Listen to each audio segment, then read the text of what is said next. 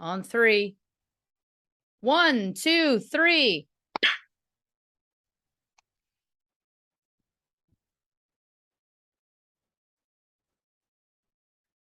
What's up, everybody? Welcome to another episode of True Crime and Cocktails. It's ya bitch, Christy Oxborrow, and with me, as always, the blink to my 182, Miss Lauren Ash. How you doing? I was going to say jazzed and frazzled at the same time, and then I was like, is that frajazzled? Well, that's a little close to like vagina for me somehow. Yeah, and then I thought of vajazzling, and remember that whole craze where Yes, I do. Where gals were rhinestoning it. Not us, to be clear. I never vajazzled. That's true. Yeah, here's the thing. I'm jazzed. I'm here with you. That's a beautiful thing. I'm jazzed about the episode. It's been a trying day and a bit of a chaotic week. All good. Nothing, no complaints. Zero complaints from me, dog. Except a couple complaints. Thank you for going full Randy Jackson on that. It felt right. Yes. Anyway, by now, certainly, I think the most of the world who cares to follow anything that I do has found out that I have a new job coming up. I've been cast on a new show called Not Dead Yet on ABC. Insert your applause. Thank you kindly. Very excited about that. But it's coming up quick. It's coming up quick. So we're starting. We're shooting 13 episodes, and it's starting very soon. And so this week, I didn't realize less than 2 weeks ago that this week would be chaotic. And this is the week, of course, I was researching this episode. So when I say I was researching down to the wire, I cannot express just how down to the wire it was. And it was one of these things where like stuff kept getting added that I had to do. Like it's not a choice. It was like, I have to go do a costume fitting. I have to go do these things. I have to, which again, all positive. So far, by the way, no complaints. Very excited. No complaints. The complaint comes when today it was like, I finally was ready to go. I had everything done. I had all my meetings out of the way. I had everything. And I was like, great, I've got a few hours. I can knock this out. I can finish it all up. Everything's going to be fine. I'm like, what is that?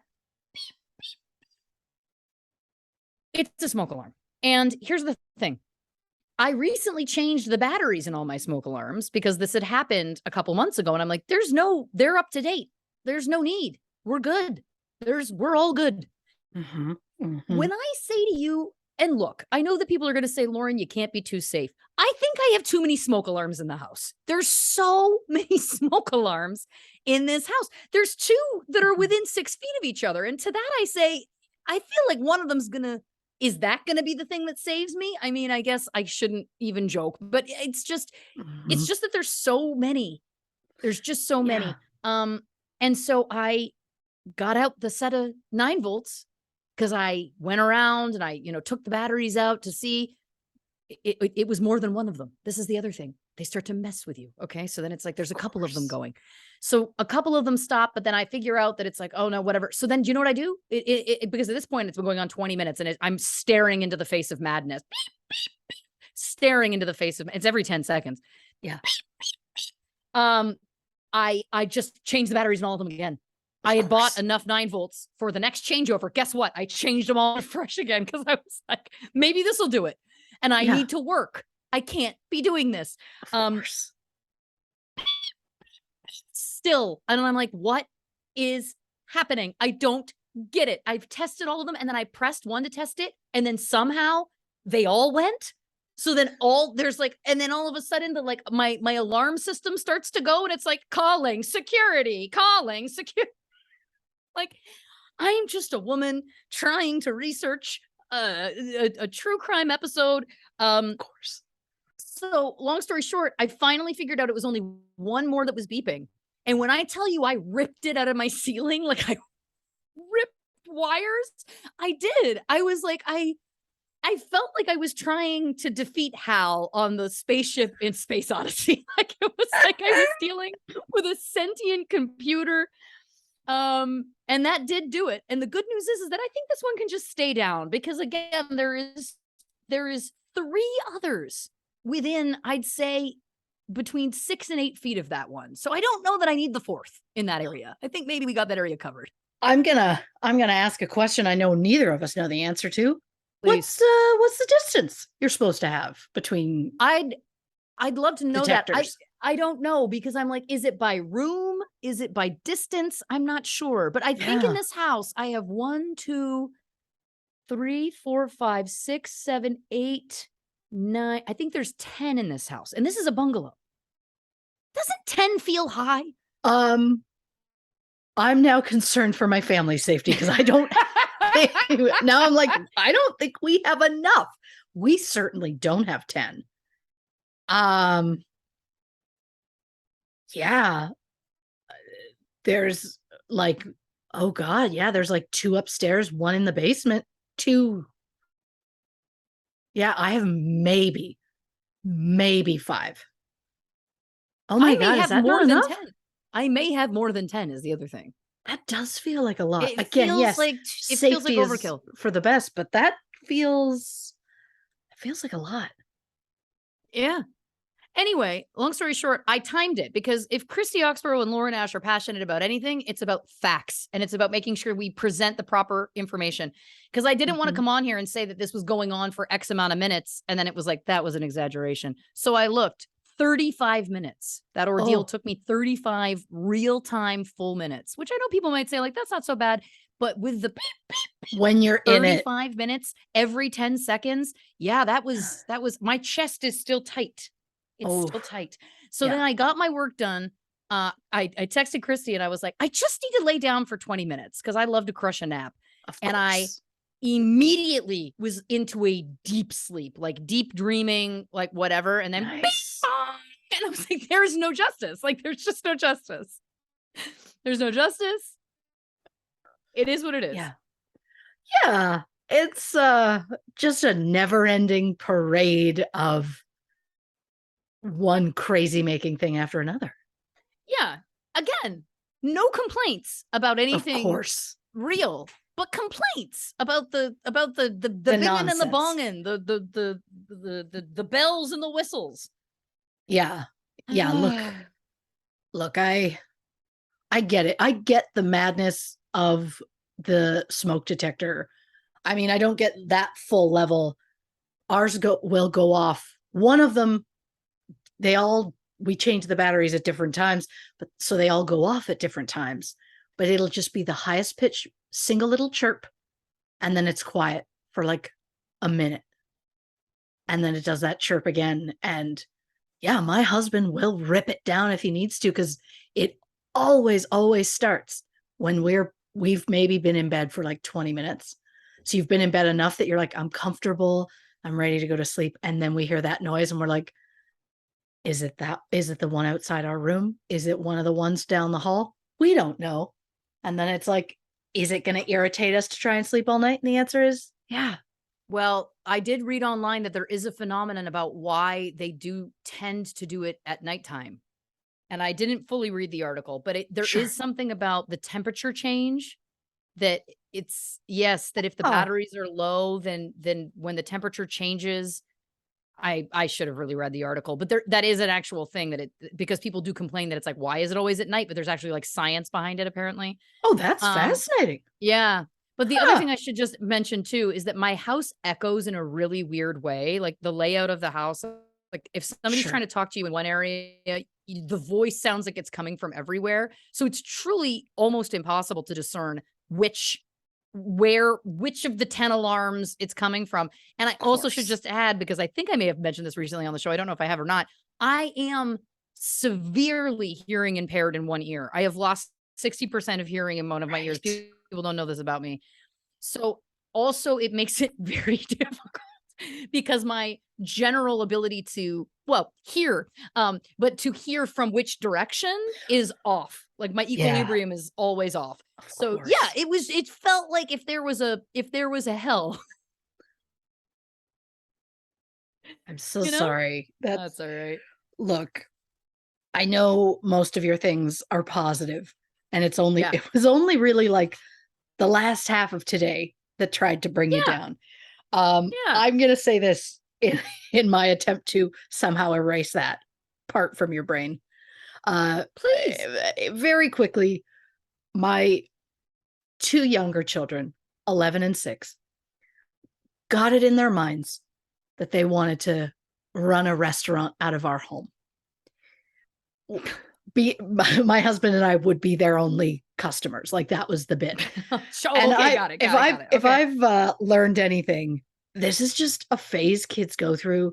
If they have like play food and play kitchens at home, it starts very young, where you're handed like a plate of stuff that you're like, that's barely an entree. Like, you don't know what that is. It's just play food, whatever. But then they have that brief moment where they're like, I want to cook you something. And you're like, okay. And it's just their thing. But I'm talking like, they made menus. They came up with a schedule, which is Monday to Friday, different hours, but like, I think Mondays, 11:45 to 12. 15-minute window. Better get your order in. 100%. And then it changes by like 5 minutes. So it's like, all of a sudden it's like 11:50 to 12:05. And Fridays, today was the day they started to open. And it was like 11:55 to 12:05 or something. And we're like, woo, that's not enough time to cook us a meal. But bless them, it's like they had like the desserts, they had the drinks, they had, it was like pizza pops, 1 or 2, waffles, 1, 2, or 3. It's like understood what we can eat here. Well, my husband and I got Chinese food last night. And so we're like, well, we both want leftover Chinese food. So we're like, can we order off menu? And we did. And it was very sweet. And he felt the need. He had to bring us our plates. And then they ended up feeding themselves. And he had the little brother, bring us our menus. And he handed the menu and was like, welcome to our restaurant. Thank you for coming. I hope you're going to have a good day. Would you like a drink? And it's like, it's wild.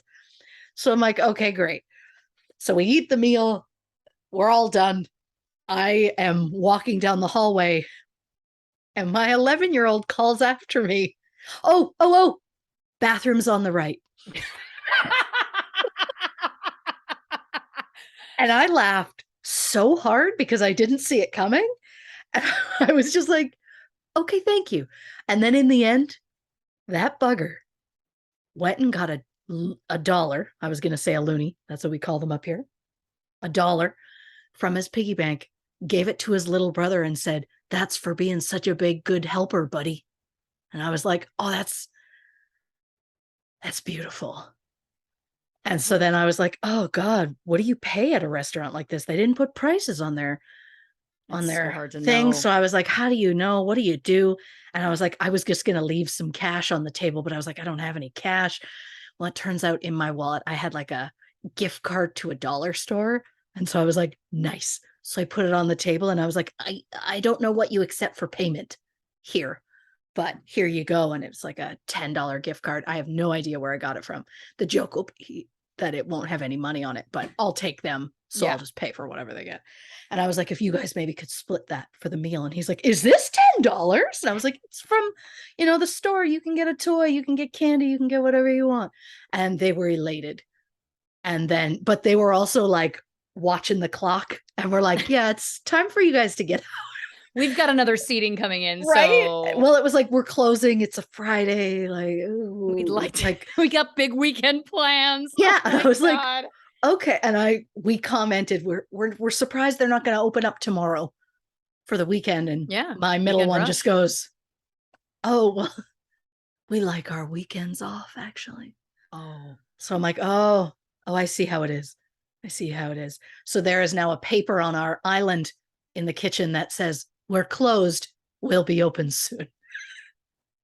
So I don't know how to tell you this. Mm-hmm. But that child's an actor. I know. I have been saying for at least the last 9 years of his life, I'm going to see a lot of one-man shows in my lifetime. He says he doesn't have the feeling that he's going to do anything, but I'm like, no, he fully committed to this bit. He changed his outfit because the colors better matched what he felt their logo would be. They put a sign on their door down the hallway that says main office for the Bros Diner. He hasn't been on a stage yet and gotten a real laugh, has he? Well, that's the thing. He has had laughs, but not in front of a large crowd, and that's going to be his tipping point. Yep. And we're like, well, at some point soon, you're going to be offered, like, you can try out for like a school play or something. And he's like, no, I'm not going to do it. I'm like, nope.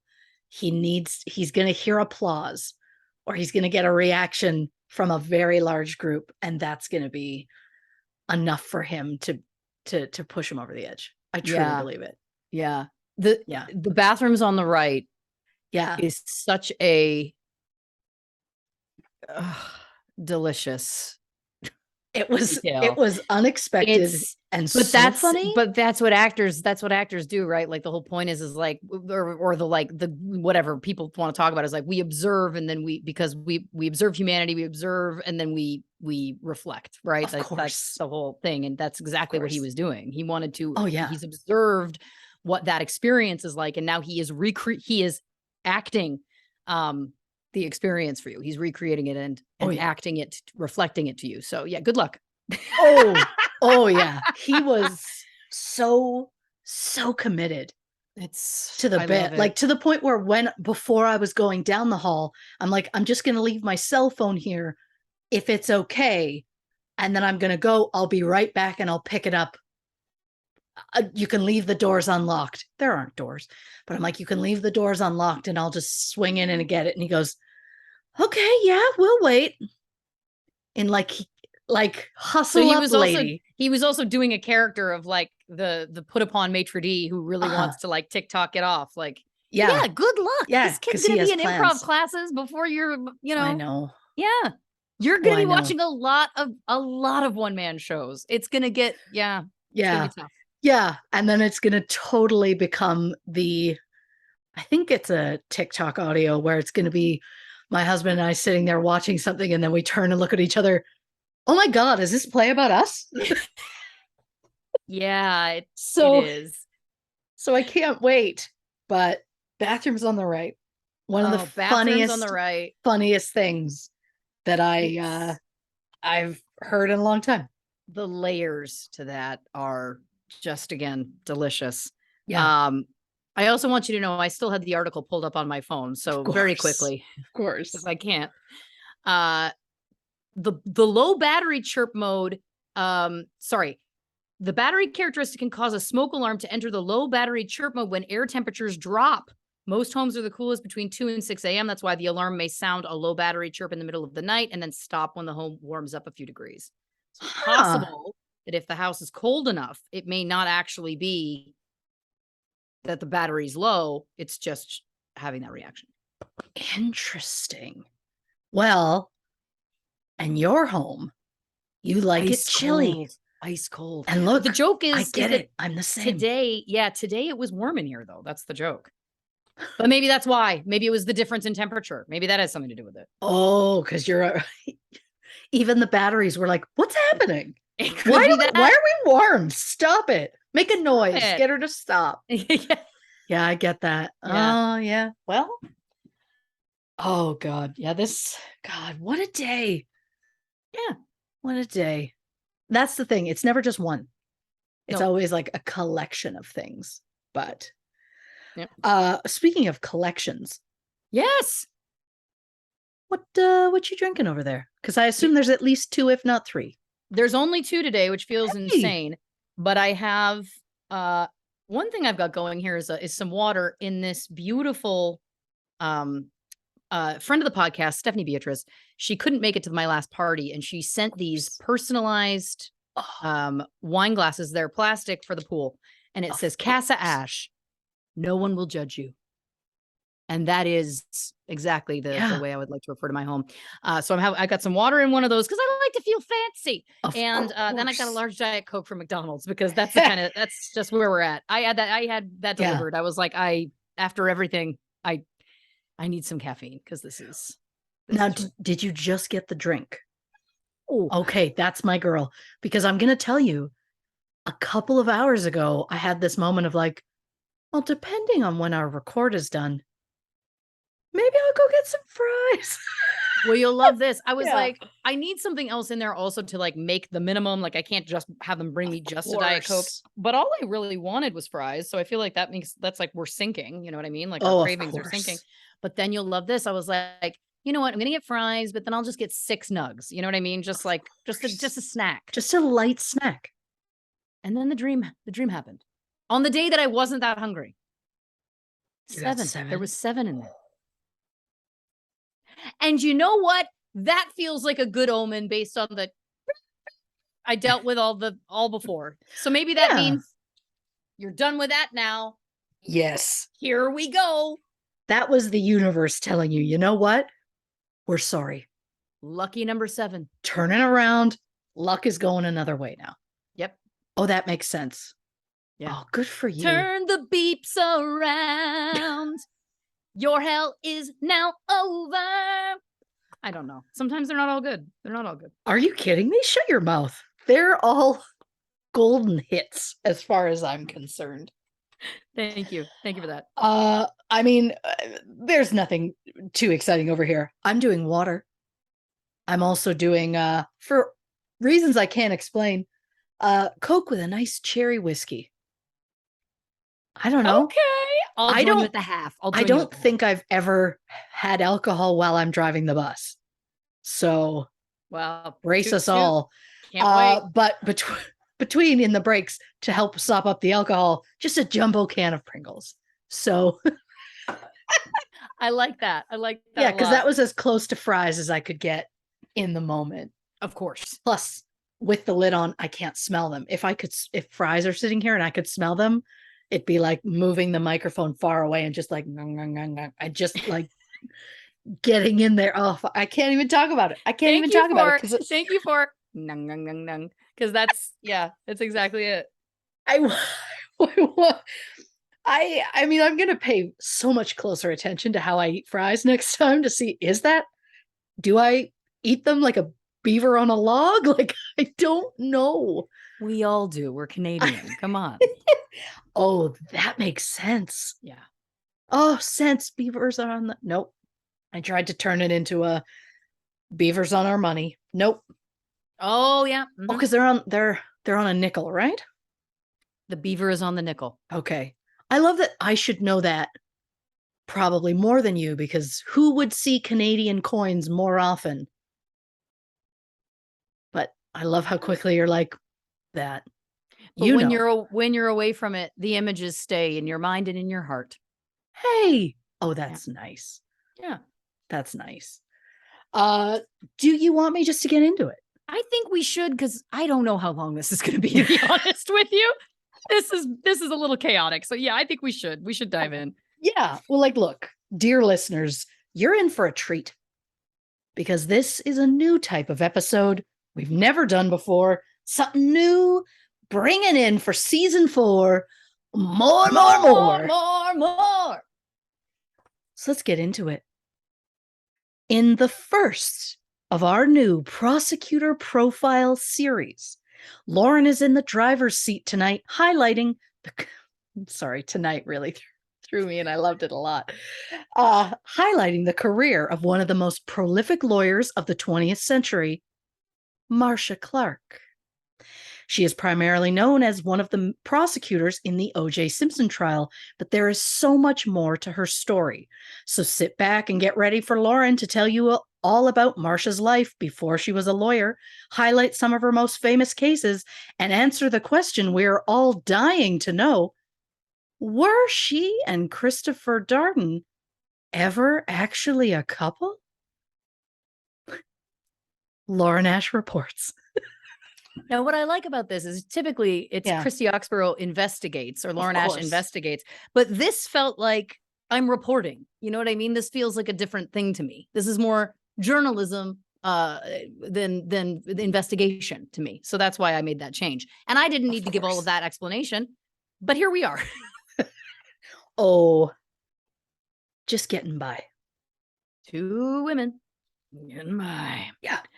Yeah. So listen, I am so excited to talk about Marcia Clark. It has been a true pleasure getting to research her. And I have to say, I feel like she is really known for the OJ case. Yeah. But of course, episode 71 of our show, Nicole Brown Simpson, we do talk a lot in depth about the OJ Simpson trial. So I do touch on that in this episode. Of course, it would be impossible not to, Of course. but I don't get into it with extreme depth simply because we've talked about it on the show and it is just a part of her life and career. And if I did get into it in a big way, this would be 8 hours long.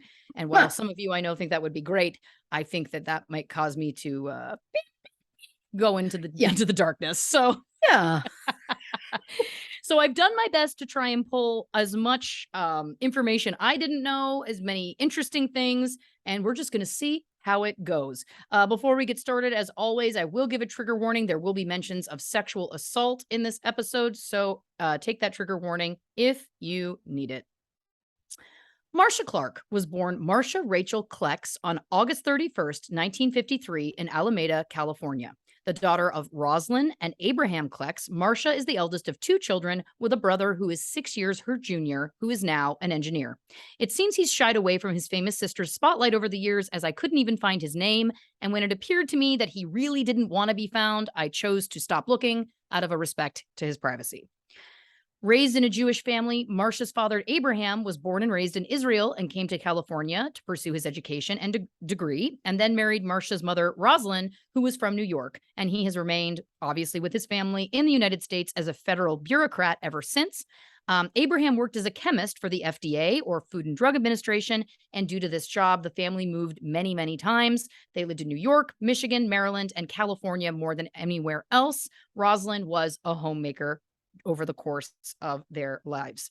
So, friends of Marcia's in junior high have described her as confident, an early smoker, and the first to wear eye makeup. By 14, she seemed 24. She wore dangling earrings. She wore hip huggers, clogs. Her long brown hair was straight, parted in the middle. I just love these descriptions of her being so literal. I think when journalists were asking, like, tell us about her, it was like, I don't know whether they expected like so many physical attributes. I think people were asking for more. It's like, what are they like? Yeah. Oh, her hair was so long and straight. I know. I also like, what was she personally like? Well, an early smoker. Clogs. An early. Exactly. I was okay. Like, okay. Suzanne Devlin went to high school with Marcia in Staten Island. They were in drama club together, and she said regarding Marcia, I remember shawls and scarves. Again, I don't know why these are the things we're leading with, but here we are. Clogs, shawls, scarves. We're really painting a picture of an era. Absolutely.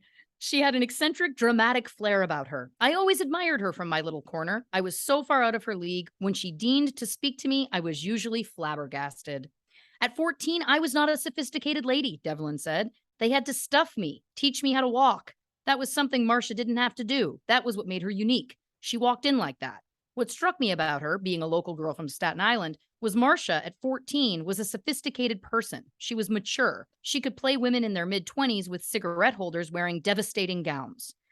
I love a few things about this. First of all, I love the term devastating gowns. I think that's fabulous. Sure. And secondly, they had to stuff me. I think she meant maybe the bra, but I just wanted to speculate there because that was a tough choice of words. But now we're getting a little bit of a bigger picture. Again, the sophistication, the confidence, these kinds of things, seeming older than her years, etc. Devlin goes on to say about Marcia didn't have a chance to adapt to life's changes, moving from one place to another. She didn't have a lot of time to formulate close relationships. You could feel that about her. She was very cautious about getting involved in relationships, male or female. She wasn't one who could be vulnerable easily. I felt that about her. Marcia graduated from Susan E. Wagner High School, a public school in the Manor Heights section of Staten Island, New York City. She then studied at the University of California, Los Angeles, graduating in 1976 with a degree in political science. Next, she earned a Juris Doctor degree at Southwestern University School of Law. A Juris Doctor degree is also known as a Doctor of Law degree and is the standard degree obtained to practice law in the United States. Some have said that there have been basically 3 men in Marcia's life: her 2 ex-husbands and her brother. Her brother is the one person that some say she is the closest to of all. Her romances are another story. Oh. Friend Rosalind Dauber, who has known Marcia since they were both 10, says Marcia always had very, very handsome boyfriends. That was the single distinguishing characteristic that they all shared. That was the only common thread that I know. She wasn't looking for a rich man or a powerful professional. Again, I love this quote because I feel like what Rosalind is kind of suggesting is that Marcia's main criteria for the men she dated was that they were hot. And she was successful enough for both of them. Well, listen, she was also very young at this time. You know what I mean? So again, like, I think we can give Marcia a bit of a break there. Well, in high school, you're going to gravitate to hot. So, and listen, I will post on our socials. Marcia Clark was also a pretty smoking hot herself. So it's okay. Yeah. Now, many sources have reported that Marcia was 18 when she met her first husband, Gabriel Horowitz. And it's also been reported that they were both students at UCLA at the time. It's also been reported that after dating from 1974 to 1976, they were married. But that seemed a little odd to me because Marcia would have been 18 in 1971. So does that mean they were friends for 3 years before they started dating in 1974? I don't know. So because Christy and I are obsessed with timelines and details and just can't let these things go, I dug deeper. And I decided to consult Marcia's 1997 book, Without a Doubt. And let me tell you, it has a markedly different story from what has been commonly reported. So let me share with you some of Marcia's words. My girlfriends and I tended to congregate at a joint across the street from Cantor's. That is a famous all-night kind of like deli diner in Los Angeles. Sure. Yes. It was there I met my first husband. I wasn't looking for a husband or even a boyfriend. I had no desire to be added to anyone's list of conquests. My friends and I had finished eating, and when I was aware that one of the sharks was cruising our way, I was about to warn my friends to ignore him when he pulled up a chair and sat down next to me. I half turned to say hello, and sitting next to me was the most incredibly handsome man I had ever seen. So I guess while her friend Rosalind Dauber did describe Gabriel Horowitz as very attractive, she also said he was tall, had black hair, and piercing blue eyes. That checks out, okay? Sure. But what doesn't check out is that they did not meet going to school together at UCLA, as has been commonly reported. And that's not the only thing that has been misreported. So back to Marcia's words. FYI, I have edited this down for time. Of course.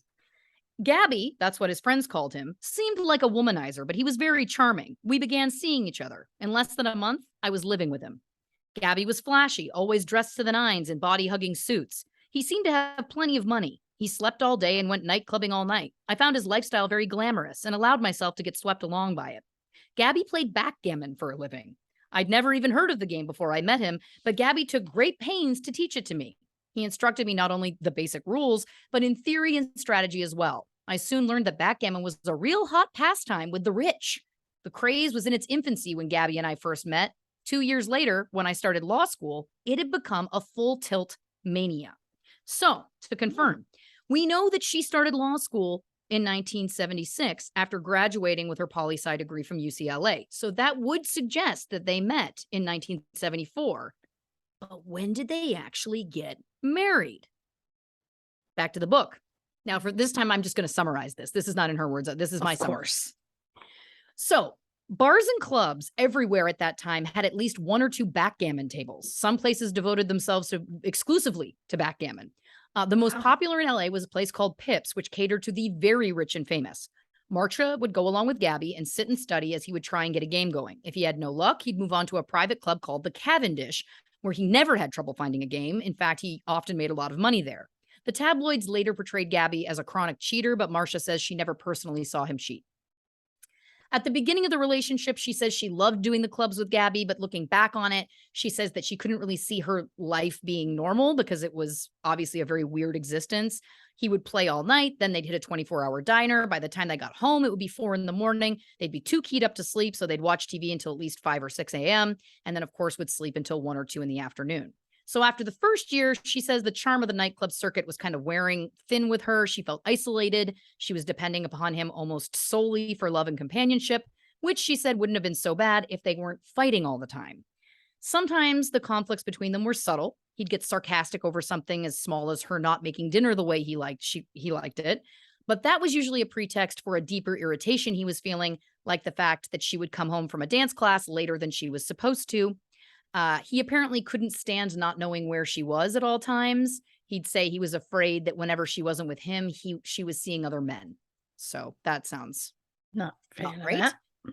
So when she started law school, she says she grabbed onto it like a drowning woman clinging to a life jacket. It was to become her salvation. She says law school took a lot more effort than her undergraduate work, so she had to study and memorize and actually attend her classes. And the deeper she got into law, the more she withdrew from Gabby. And now back to quoting Marcia directly. Even now, I'm hard put to explain why I married him. But in its own weird way, getting married made sense at the time. Gabby needed a green card, and he'd get one if he married me. I agreed on one condition, that no one but the government would ever know about it. He agreed. And that's how we got married the first time. It was just a formality. A year or so passed, and Gabby started to talk about doing it properly. The idea of a wedding seemed to make him happy, so I gave in. On November 6th, 1976, we were married again. So, this is proof. This is proof that I was right, that there was something fishy going on regarding the years and the dates. They were married in 1976, as popularly reported, but that was a year after they were technically already legally married. So while I have the answer that I was seeking, and I'm very proud of myself, that is not where we stop on this show. We go where the research takes us, and let me tell you a little something, there was more. Marcia goes on to explain that when Gabby had out-of-town tournaments, she would bring her law books and study while he played. She said that on the surface, everything seemed to be fine, but that the marriage was, quote, hollow at the core. She says they began to live separate lives. She got a job as an associate lawyer with the firm she'd been clerking for, and she soon realized that her days with Gabby were numbered. She was really torn about whether she wanted to leave him. She knew that she needed to just pick up and go, but she was racked with guilt about it.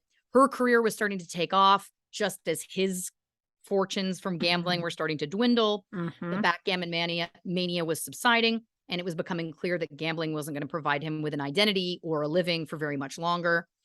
This is all he apparently had ever done, was be a backgammon pro. And this quote was also harsh but true. He was a teacher at best, a hustler at worst. I was like, oh, I get it. Oh. So she says that Gabby was depressed and needed professional help. As it so happened, one of Gabby's star pupils, because he would get hired by people to teach them backgammon. Of course, like Brad Pitt in Ocean's 11. Exactly. Yes. So this one star pupil was big into Scientology. His name was Bruce Roman, or Roman. I think Roman. And Marcia says that he was one of the few genuinely good guys that she had met during the backgammon circuit years. Bruce and Gabby had become close friends, and at Marcia's urging, Bruce suggested to Gabby that he look into Scientology.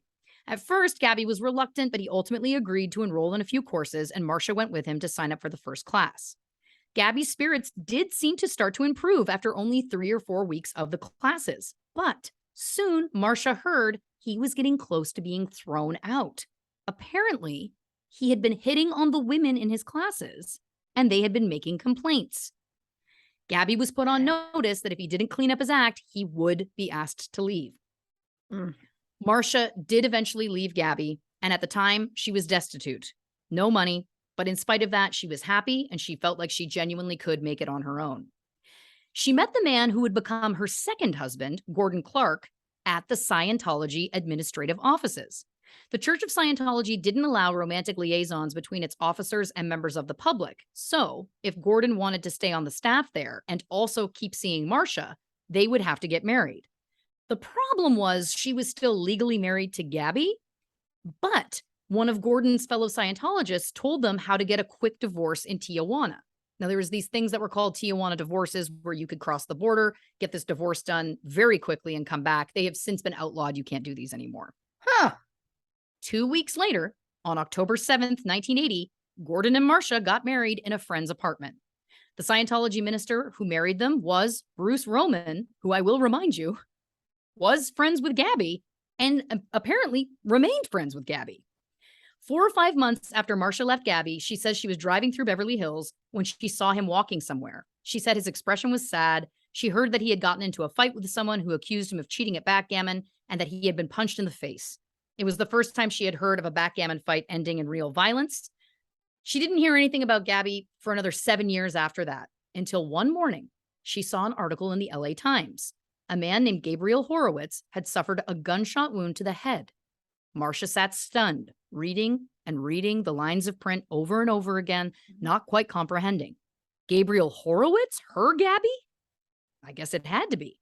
Marcia asked a detective that she was friendly with to check it out for her, and a few days later, he reported back. Gabby had been visiting Bruce Roman, and the two of them were looking at guns as they were both collectors. The gun that Bruce was holding went off, and the wild shot found its way into Gabby's head. It had been a freak accident. The shot had ricocheted off the ceiling and hit Gabby on the rebound, leaving him paralyzed. Wow. I scoured. I mean, a lot of time trying to find what happened to him after that. Right. Is he still alive? There is nothing. Truly. The only thing that I could find is that he allegedly moved back to Israel and kind of went off the grid. That's all I could find. Nothing else, no other information. That and the fact that 5 months into the OJ Simpson trial, it was Gabby's mother, Clara, who was the one that sold the topless photos of Marcia to the National Enquirer. Oh, fuck right off. Photo scandal side note. Marcia has apparently said that she was bothered far more on a professional level about the photos being published than on a personal level. Gabby's mom, Clara, claimed that she didn't think it was that big a deal because the photos were taken on a topless beach in Europe with Gabby, her husband at the time, and she didn't think that it would matter. So I guess what I would say to that is, if you didn't think they were a big deal, then why would you sell them to a major tabloid? And what I want to tell you is, I actually found an answer to that question. According to a 2016 interview with Marcia Clark, she learned that a private eye, hoping to curry favor with the Dream Team, also known as OJ Simpson's defense team at the time, had tracked down Gabby's mother in Israel and put her in touch with the National Enquirer. The photo in question was taken in 1979. It showed Marcia topless on a St. Tropez beach with her then husband, Gabby. In the print edition, her breasts were censored with a black bar. And just as it is shown on the FX series, The People versus OJ Simpson, Judge Lance Ito did dismiss court that day. Marcia has said about that day, quote, "I overestimated my own strength. No sooner had I taken my seat at the counsel table, I felt the tears welling up in my eyes. Lance must have caught my distress because in a singular act of compassion, he quickly managed to recess court for the day." And even though the jury allegedly never saw the photos as they were sequestered, there was also some brutal fake photos of a battered Nicole Brown Simpson that had also been printed in the Enquirer around that time. Many do feel that this did do damage to Marcia's reputation at the time, which of course we will get into later. So Marcia was married to her second husband, Gordon Clark. At the time, she was 27 and Gordon was 22. Friend Rosalind Dauber says, Gordon was also a very good-looking guy. He was much sweeter and more nurturing than her first husband. He's younger, but he's not a stupid person. I always thought they were pretty compatible. He was definitely still in college, and she was working, and I think that made him uncomfortable. He wanted to get out of school and make money.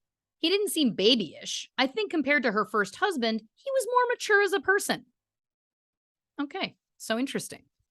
Now, there is something that I did not personally know about Marcia Clark's story that I think is very important to mention because it is the reason she decided to become a lawyer in the first place. And I'm going to get into that now. At age 17, she and a group of girlfriends made a trip to Eilat, Israel, where they stayed at a resort. The girls were all out at a restaurant when two male waiters started to hit on Marcia and one of her friends.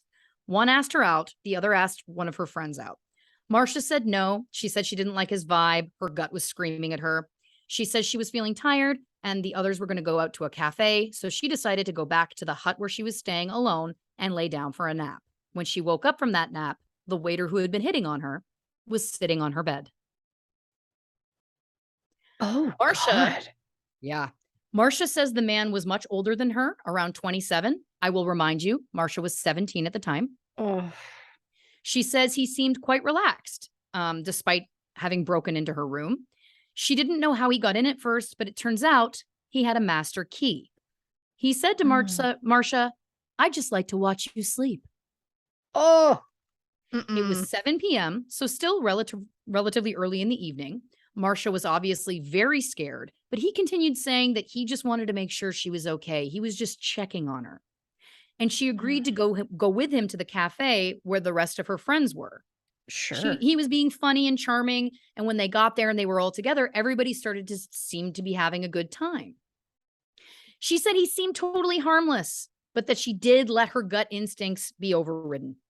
When they were done at the cafe, he said he would walk her back, but she didn't want him to, so they sat outside and talked. But the wind was very dry and hot. It's something that they call, excuse my pronunciation, Hamsin in Israel. Hamsin comes from the Arabic word for 50 because these dry, sand-filled windstorms blow sporadically in Egypt over a 50-day period in spring. The term is also used in Israel, Palestine, and Jordan, where it blows both during spring and autumn. When the storm passes over an area, it lasts for several hours and carries great quantities of sand and dust from the deserts with speeds up to 140 kilometers per hour or 87 miles per hour, and the humidity in that area will drop below 5%. Even in the wintertime, the temperatures will rise above 45 Celsius or 113 Fahrenheit due to these storms. Wow. So this is what's going on in this moment. So she doesn't want him to walk her back. Sure. So she's kind of trying to kill time. She's just chatting with him. But the winds, she said, are like screaming. Like it's so loud. I mean, again, 87 miles per hour winds. Yeah. She said they're bellowing at each other, trying to hear each other, but you can't because the winds are so loud. And at some point he said, "Why don't you come to my room? I'll play you some music. I feel like a big brother to you. I'll teach you fun things to do around here." And Marcia says, quote, "The idiot I was, I went." Now, I want to take a quick moment and say Marcia was not an idiot. First of all, she was 17. Second of all, he groomed her that day. He did something 100%. extremely creepy, but then he didn't follow through with it in the moment and went out with her and her friends and gained her trust. Yep. So, gonna stop you right there, Marcia. Don't like you talking about my friend that way. You're not an idiot. Not an idiot. Mm-hmm.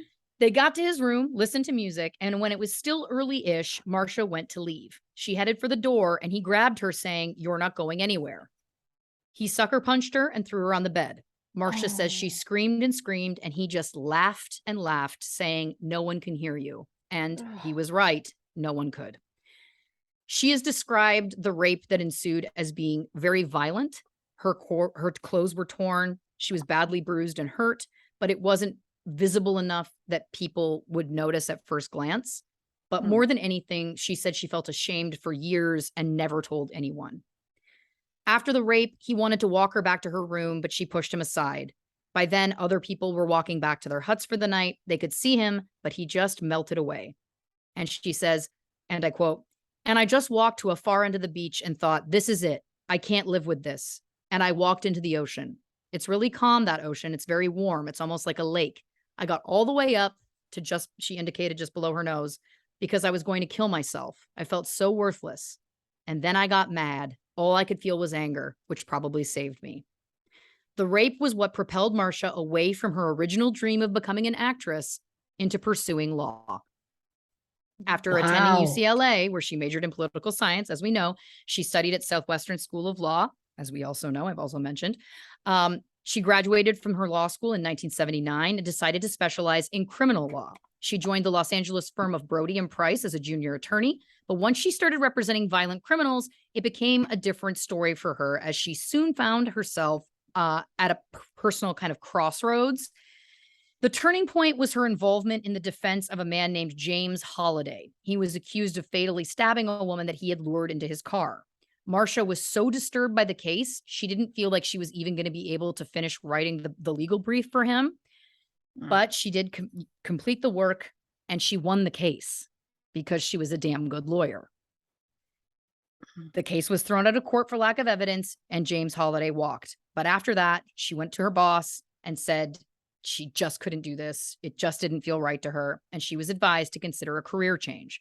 So she took this recommendation, and in 1981, the Los Angeles District Attorney's Office hired her. Marcia said she realized that what she really wanted to do was take care of the victims, and she didn't want to defend the criminals any longer. When asked of her time as a criminal defense lawyer, "Of the people you defended, how many did you believe were innocent?" Her response, "None of them." I thought that was very interesting. Yeah. She never told anyone about her rape, including her first husband. She said, I blocked it for years. I had nightmares about it, but that's all. The incident came flooding back to her when she was working as a prosecutor and met a young woman who had also been assaulted. Marcia says, she told me her story, and literally within 10 minutes of her leaving, I got violently ill. Violently. It was really weird. Scientology, they're right about that. They say that negative emotion and rekindling old negative memories can make you feel ill, physically ill, and it did. They say release the charge, confront it, and deal with it. And I had to go home within an hour. I had a fever of 102. It was around 1981. And my then husband said, okay, so what just happened? And I wound up telling him. Throughout the OJ Simpson trial, the assault remained her secret. And I just want to take a moment to say, thank God. Sexual assault is nothing for anyone to be ashamed of at all. And I am not implying that in any way. But the way that the media came for Marcia Clark during that trial was so unrelenting. They picked apart every detail about this woman that they could. And I am glad that they did not have this as further ammunition in some way, because I am certain that publications would have used it. Oh, 100%. She personally was not at a place in her own journey that she felt comfortable talking about that. I am very happy to hear that it was not public. And she had kept it to herself at that time, because I don't think that she had gotten to that place in her journey yet where she felt comfortable talking about it, which again is a very obviously private experience. Sure. But again, just thank God. Thank God. I mean, again, the things they went, and I'll get into it more later, but we know the things that they went after about her, the color of outfit she was wearing, her hair, the fact that there was a topless photo of her, like all of these things. Like, I just am so glad that they didn't throw that into the mix anyway, because they basically destroyed her as a human over the course of that trial. And I think that could have put a nail in a coffin in a real way. I do also want to note that Marcia left Scientology in the early 1980s without repercussions. She says, I never got past the very low levels. And that's what she said about that. Wow. Look, coming into this, I didn't know a lot about Marcia Clark, but I am learning so much. This is already so fascinating, and I could not be more Team Marcia if I tried. Trust me. Yes. But before we go any further, we're going to take a quick break. So grab a drink, bathrooms on the right, and we'll be right back with more on Marcia Clark on this episode of True Crime and Cocktails. All right. Oh, I forgot. Okay. Clap 2. 1, 2, 3.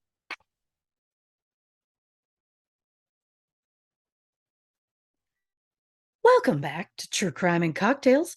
Before the break, Lauren was reminding us of what a fucking rock star Marcia Clark has always been. Yes. So, where are we headed next? We're going to get into the Los Angeles District Attorney's Office. That's where we're heading. So, as we know, Marcia joined the LA District Attorney's Office in 1981. As the new Assistant District Attorney, she assumed her duties in the Culver City, California courthouse with enthusiasm. She knew that her sympathies laid with the victims of crime, and it only remained for her to prove herself as a prosecutor. Working with another assistant district attorney, Marcia successfully tried several murder suspects over the next 4 years. These cases established her reputation for thorough preparation and toughness in court. In 1985, she won convictions in a case involving the double murders of a college couple, Michelle Ann Boyd and Brian Harris, by 4 young men, in part by convincing one of them to testify against his other 3 friends. DeAndre A. Brown received immunity for testifying against Damon Redmond, Donald Bennett, and Stanley Davis. Now, the motive in this case was to steal Michelle Ann Boyd and Brian Harris's car for a proposed liquor store robbery in Barstow in order to bail a friend out of jail. Armed with an Uzi submachine gun, the 4 men put Michelle and Brian in Brian's car, brought them to another location, and executed them. The couple was later found in a secluded area in the Santa Monica Mountains off Mulholland Drive near the San Diego Freeway. It was DeAndre Brown who led detectives to the bodies following his arrest. Stanley Davis and DeAndre Brown. It was definitely Stanley Davis, but I could not get clarification about which of the the other three was the second person, Sure. had been arrested a year before in June 1984 for a nearly identical crime. Another UCLA student was kidnapped, his car was stolen, and he was driven to the exact same area and threatened with death, but he was not killed. That student, who was not injured in the accident, did identify Stanley Davis and whoever the second person was, but the identification was not deemed solid enough to prosecute them, which is another thing we've talked about recently on this show, where if they had gotten even a year of jail time, that could have saved the lives of Michelle and Brian. Yep. At trial, DeAndre Brown stuck to his story that Damon Redmond was one of 4 men responsible for the killings. He spoke of how Brian Harris's car was commandeered with Brian locked in the trunk and how the 2 victims were shot at close range in the back of the head. Donald Bennett pled guilty to second-degree murder and was sentenced to 18 years in state prison. Stanley Bernard Davis, who was the alleged trigger man doing the actual killings himself, was sentenced to the death penalty in 1989 for these killings. The jury also convicted him of robbery and kidnapping for robbery of the 2 students, along with grand theft auto and arson. The car was later set on fire. And they did also convict him of the May 27, 1984 kidnapping and robbery of the other male UCLA student. However, update. Hey. In September 2021, his death sentence was commuted to a life sentence without parole. The death sentence imposed, this is a quote, the death sentence imposed against this intellectually disabled person over 30 years ago has been corrected with a sentence to life in prison without the possibility of parole.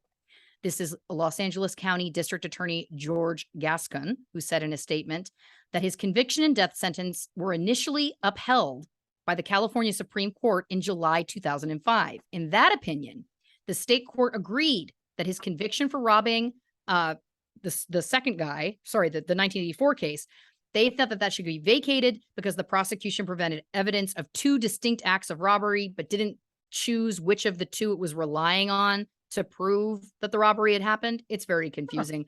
They said, we find no basis, however, to set aside the robbery murder special circumstance as to victim void. So basically in that ruling, they were saying the evidence still supported the conviction and the special circumstance. So even though there was a part of the case that they were like, you're right, this was kind of BS, enough of the rest of the charges stayed that they were like, that's not enough for us to overturn the conviction, was basically what happened. The district attorney's office noted that his case had been tied up in costly litigation for more than 3 decades, and a petition had been filed on his behalf that included more than 200 exhibits documenting evidence that he met the legal criteria for an intellectual disability. So it's also something that I wanted to mention was Marcia has spoken in interviews that she's not a supporter of the death penalty. I don't think that that was ever necessarily what she would have necessarily wanted. I couldn't find her commenting specifically about that case, but again, I did want to mention that is what she has said publicly. And I also wanted to give the update about the case because I found it. Another case Marcia tackled around this time was foreshadowing to the OJ Simpson case, as it had her facing off against defense attorney Robert Shapiro, who of course she went head to head with in the OJ trial as well. Shapiro ultimately ended up entering a plea bargain for his client, Theodore Pacheco, who was an estranged husband accused of storming into his wife's home with a shotgun and killing her friend. Fellow prosecutor Susan Gruber met Marcia in the mid-'80s and recalled working downtown with Marcia. Quote, the reason I met her was because of her knowledge of case law. I was in trial and nobody has a mind like Marcia. She has a fabulous, phenomenal memory of case law, citations, and case names. I thought that was a really glowing review. And Marcia was a physical description. Isn't that nice? It's a nice change. Thank you, Susan. Thank you, Susan. She understood the assignment. Oh, thank you. Yep. Marcia was among a group of female prosecutors who all became friends during the 1980s, including Lynn Reed Baragona, Susan Gruber, and Pam Bozanich. Gruber and Baragona are still close to Marcia Clark, but Bozanich, who was on the team that tried Lyle and Eric Menendez for the murder of their parents, did have a falling out with Marcia. Bozanich, according to Deputy District Attorney Sterling Norris, said that she felt Marcia had been too critical of how she handled the Menendez case. Sure. Marcia and Bosnich were the only two women to make it to special trials, which is a unit of fewer than a dozen lawyers. It's now called Major Crimes, and that unit is reserved for the highest profile, most complicated cases, which are usually, of course, homicides. Sure. Susan Gruber has said, you really have to want to be in that unit. It is completely all-encompassing. The cases that you do are overwhelming in terms of workload. As a female prosecutor and mother, a lot of people, maybe they don't want that burden, but Marcia loved the obstacles, loved the obstacles. I like that she repeated herself.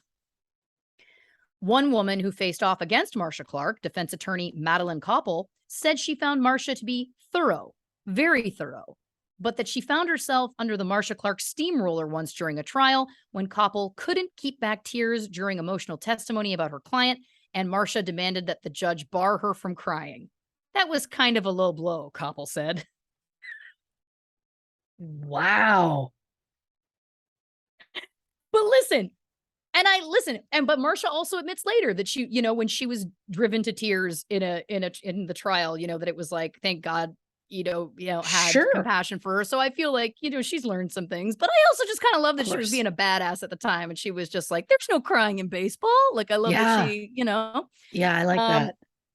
Because it also, by the way, it wasn't crying about something that was an attack on her. It was just that she was moved by testimony is the point. So I think that was the difference for Marcia, where it was like, let's keep our heads personal. If it's a personal attack, different story. But sure. That's just my opinion. Now, men who have observed Marcia, her boss's colleagues and opponents, have widely varied in their views of her. Sterling Norris, who I've mentioned already, who is a generation older, mostly her boss, and was briefly her employee, found Marcia to be, quote, enthusiastic but inexperienced. And we're going to get into how that's just bullshit shortly. Okay. John Lynch, who was her boss for years, saw better than most her complications. Okay, get into that too.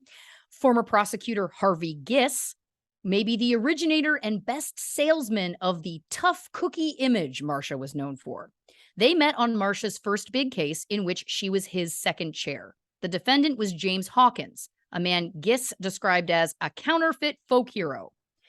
She and Giss won the murder conviction after 6 months of jury selection and then 13 months of trial. Oh, they ate lunch. Yeah. They ate lunch together every day, but Giss says he never knew a thing about Marcia's personal life. The rumors about them as a couple, nonetheless, flew. He said, I'd say I don't think there's a way medical science has found for a barracuda and a shark to mate, which I almost find charming. I don't know. I mean, at least he gave himself a not glowing animal likeness, Yeah. So, and then listen, I will also say that I did make a joke about her and Christopher Darden in my opening there, and I think that part of the reason I'm so invested in Marcia Clark and Christopher Darden and won't they was mostly because of the Sarah Paulson, Sterling K. Brown portrayals of them, and that's my own thing. But I do want to say again, this is another moment where I'm like, what it must be to be a professional doing their job, but because you are a woman and you are young, you are automatically being accused of having affairs with your coworkers. And I know that could happen in any profession, but I just feel like it's like, these are lawyers. And I know people could say, well, lawyers, whatever. And it's like, but these are district attorney lawyers. Like, they're working for the city or the state. You know what I'm saying? Like, anyway. Now, Giss made it clear that he found stories about a softer version of Marcia, where people talked about her empathy for victims to be, quote, horse manure. He said she had a gutter mouth and a salty sense of humor. She would drink and smoke with detectives. He left out that she drank Glenlivet, not Rolling Rock beers, and that her cigarettes were Dunhills. I thought that was like a wonderfully written quote. Marcia was never profiled in like a magazine or newspaper profile before the OJ Simpson case. And in the early going, she clung to that image that Giss had given her. she preferred that image more so than she was a flirt who was having affairs and whatnot. She didn't hate the fact that she was being portrayed to be kind of like a tomboy kind of badass. Sure. Which I get. I would have preferred that to the alternative as well. Of course. But Marcia did once say to a friend, if they only talk to Harvey about me, they'll think I eat nails for breakfast. Which, of course, brings me to a Harvey Giss side note.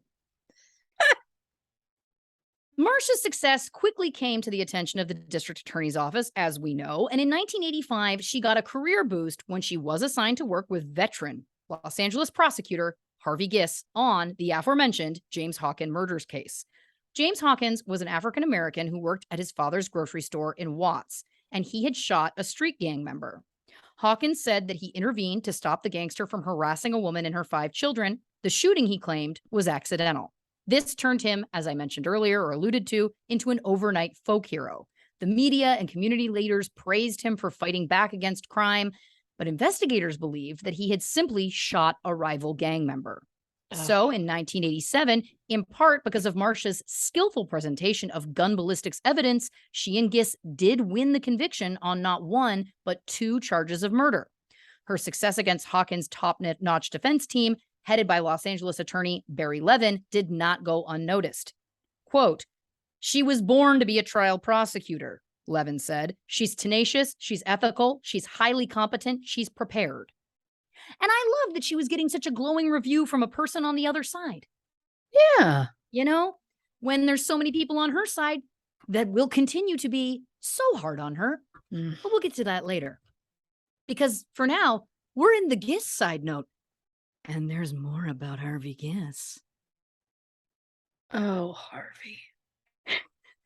I just assume. Giss started off his career as a law clerk for the Arizona Supreme Court after graduating from UCLA Law School in 1964. He spent his time there drafting appellate decisions for the court, thereby gaining research and writing skills. Giss went on to have a successful career as a deputy district attorney for Los Angeles for over the next 30 years before becoming a Superior Court judge. One of the most notorious cases he worked on was the 1980 Bob's Big Boy quadruple murder case. This case involved defendants Carletha Stewart, Franklin Freeman Jr., and Richard Sanders. The 2 males forced 9 employees and 2 customers into a freezer at a Bob's Big Boy restaurant. The males opened fire with 2 shotguns and 4 people were killed and another 5 were wounded. Carletha Stewart had been fired from a Bob's Big Boy restaurant after making false injury claims and then prompted her friends to perform this heinous act. Giss noted, I faced a total of 9 defense attorneys throughout the trial, and we fought each and every day. Detectives worked around the clock in order to ensure these murderers were convicted. Over my career, I've tried many brutal cases since the Bob's Big Boy case.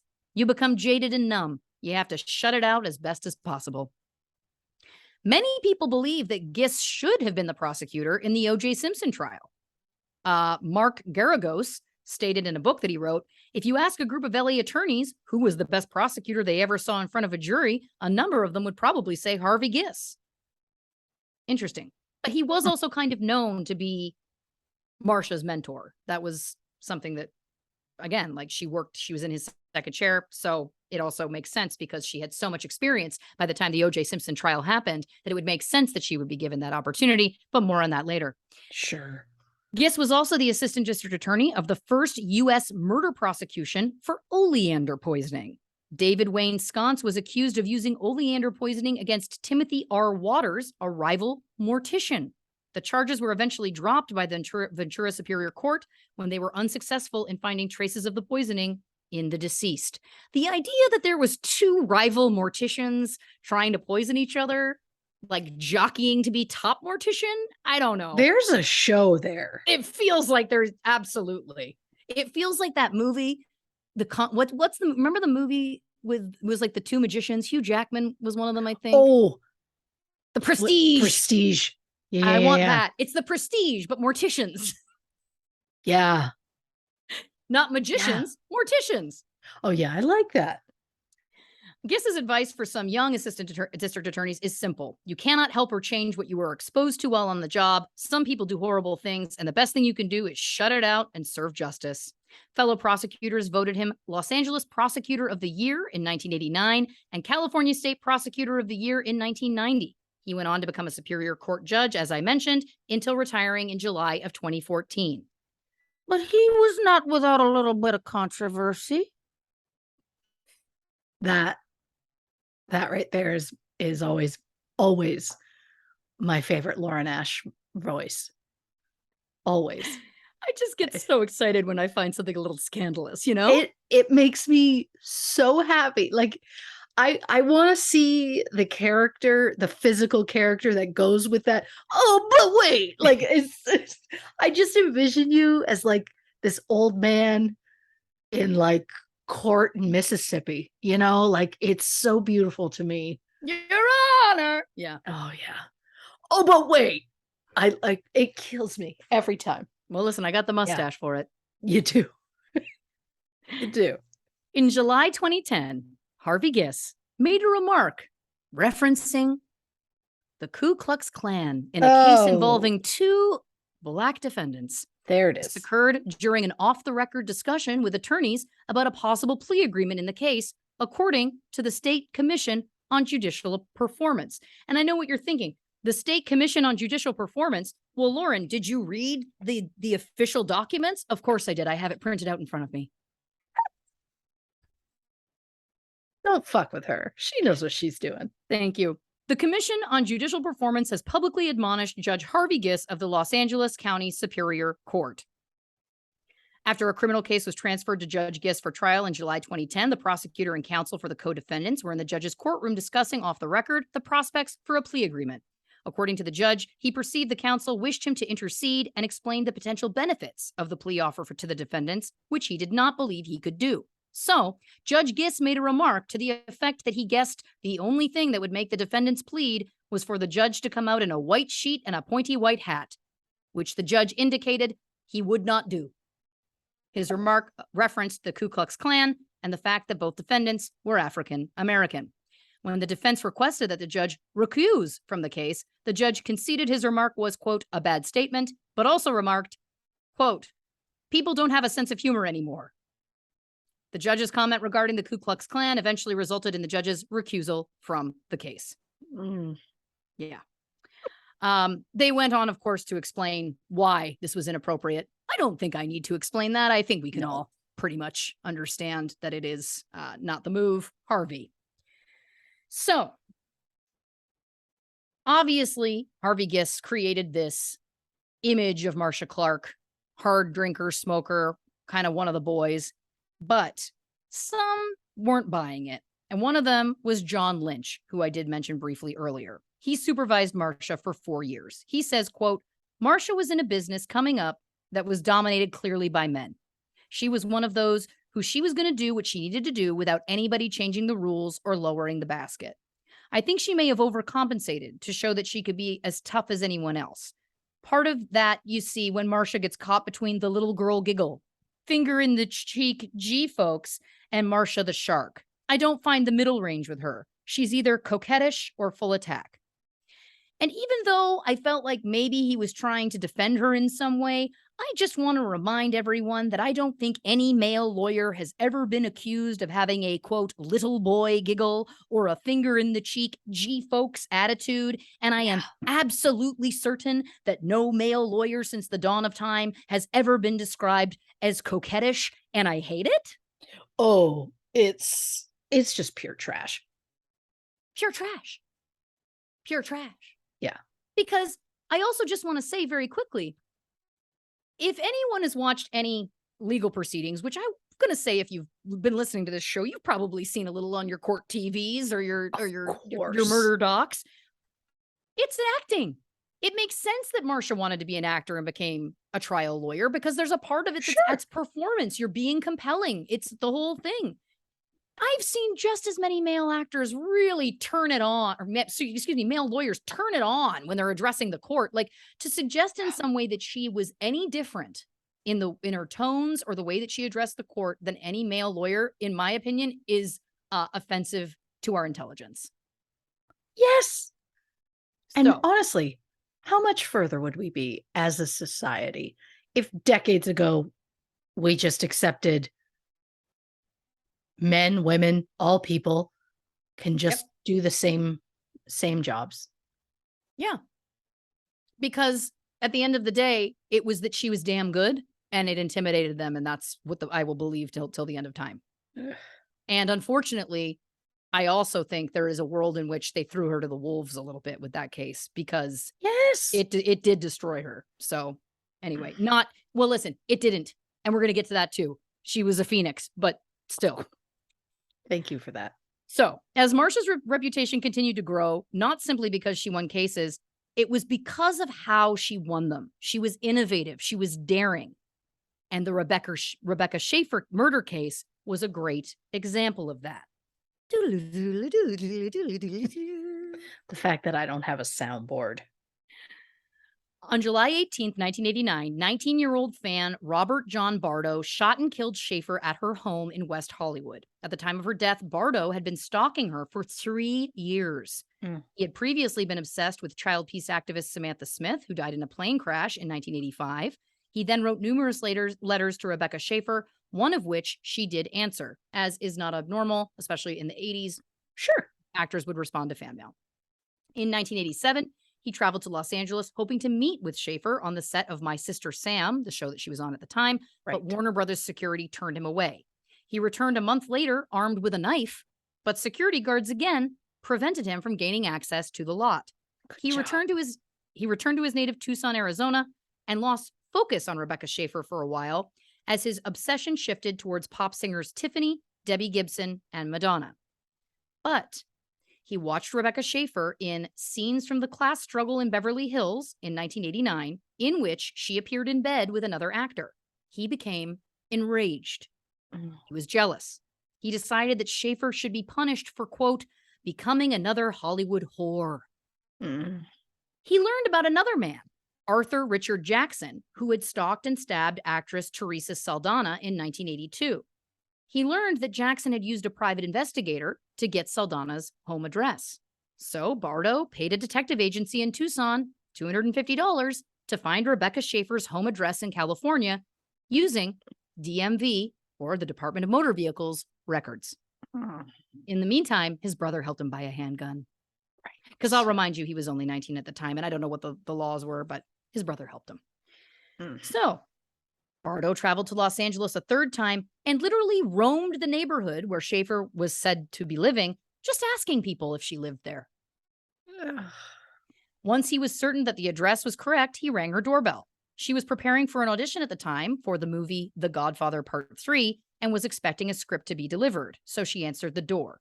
For some context, pre-internet, and I'm not dating myself, but I've been in some movies back in the day where they couldn't email it to you, and you probably didn't have a fax machine at home. Most people didn't, or certainly in the 80s.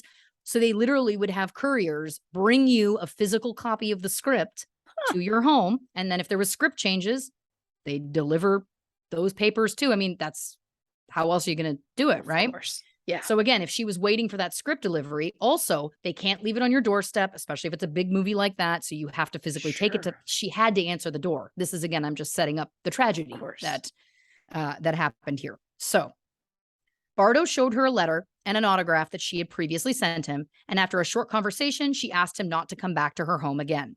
He went to a diner nearby, had breakfast, then returned to her apartment an hour later. She answered the door with a, quote, cold look on her face, just as Bardo has said. Of course. He pulled out his handgun and shot her in the chest at point blank range in the doorway of her apartment building. She fell, according to Bardo, and said only, quote, why? Schaefer was rushed to the emergency room of Cedars-Sinai Medical Center, where she was pronounced dead 30 minutes later. After the slaying, Bardo went back to Arizona, where he was arrested. And this is where Marcia Clark shines.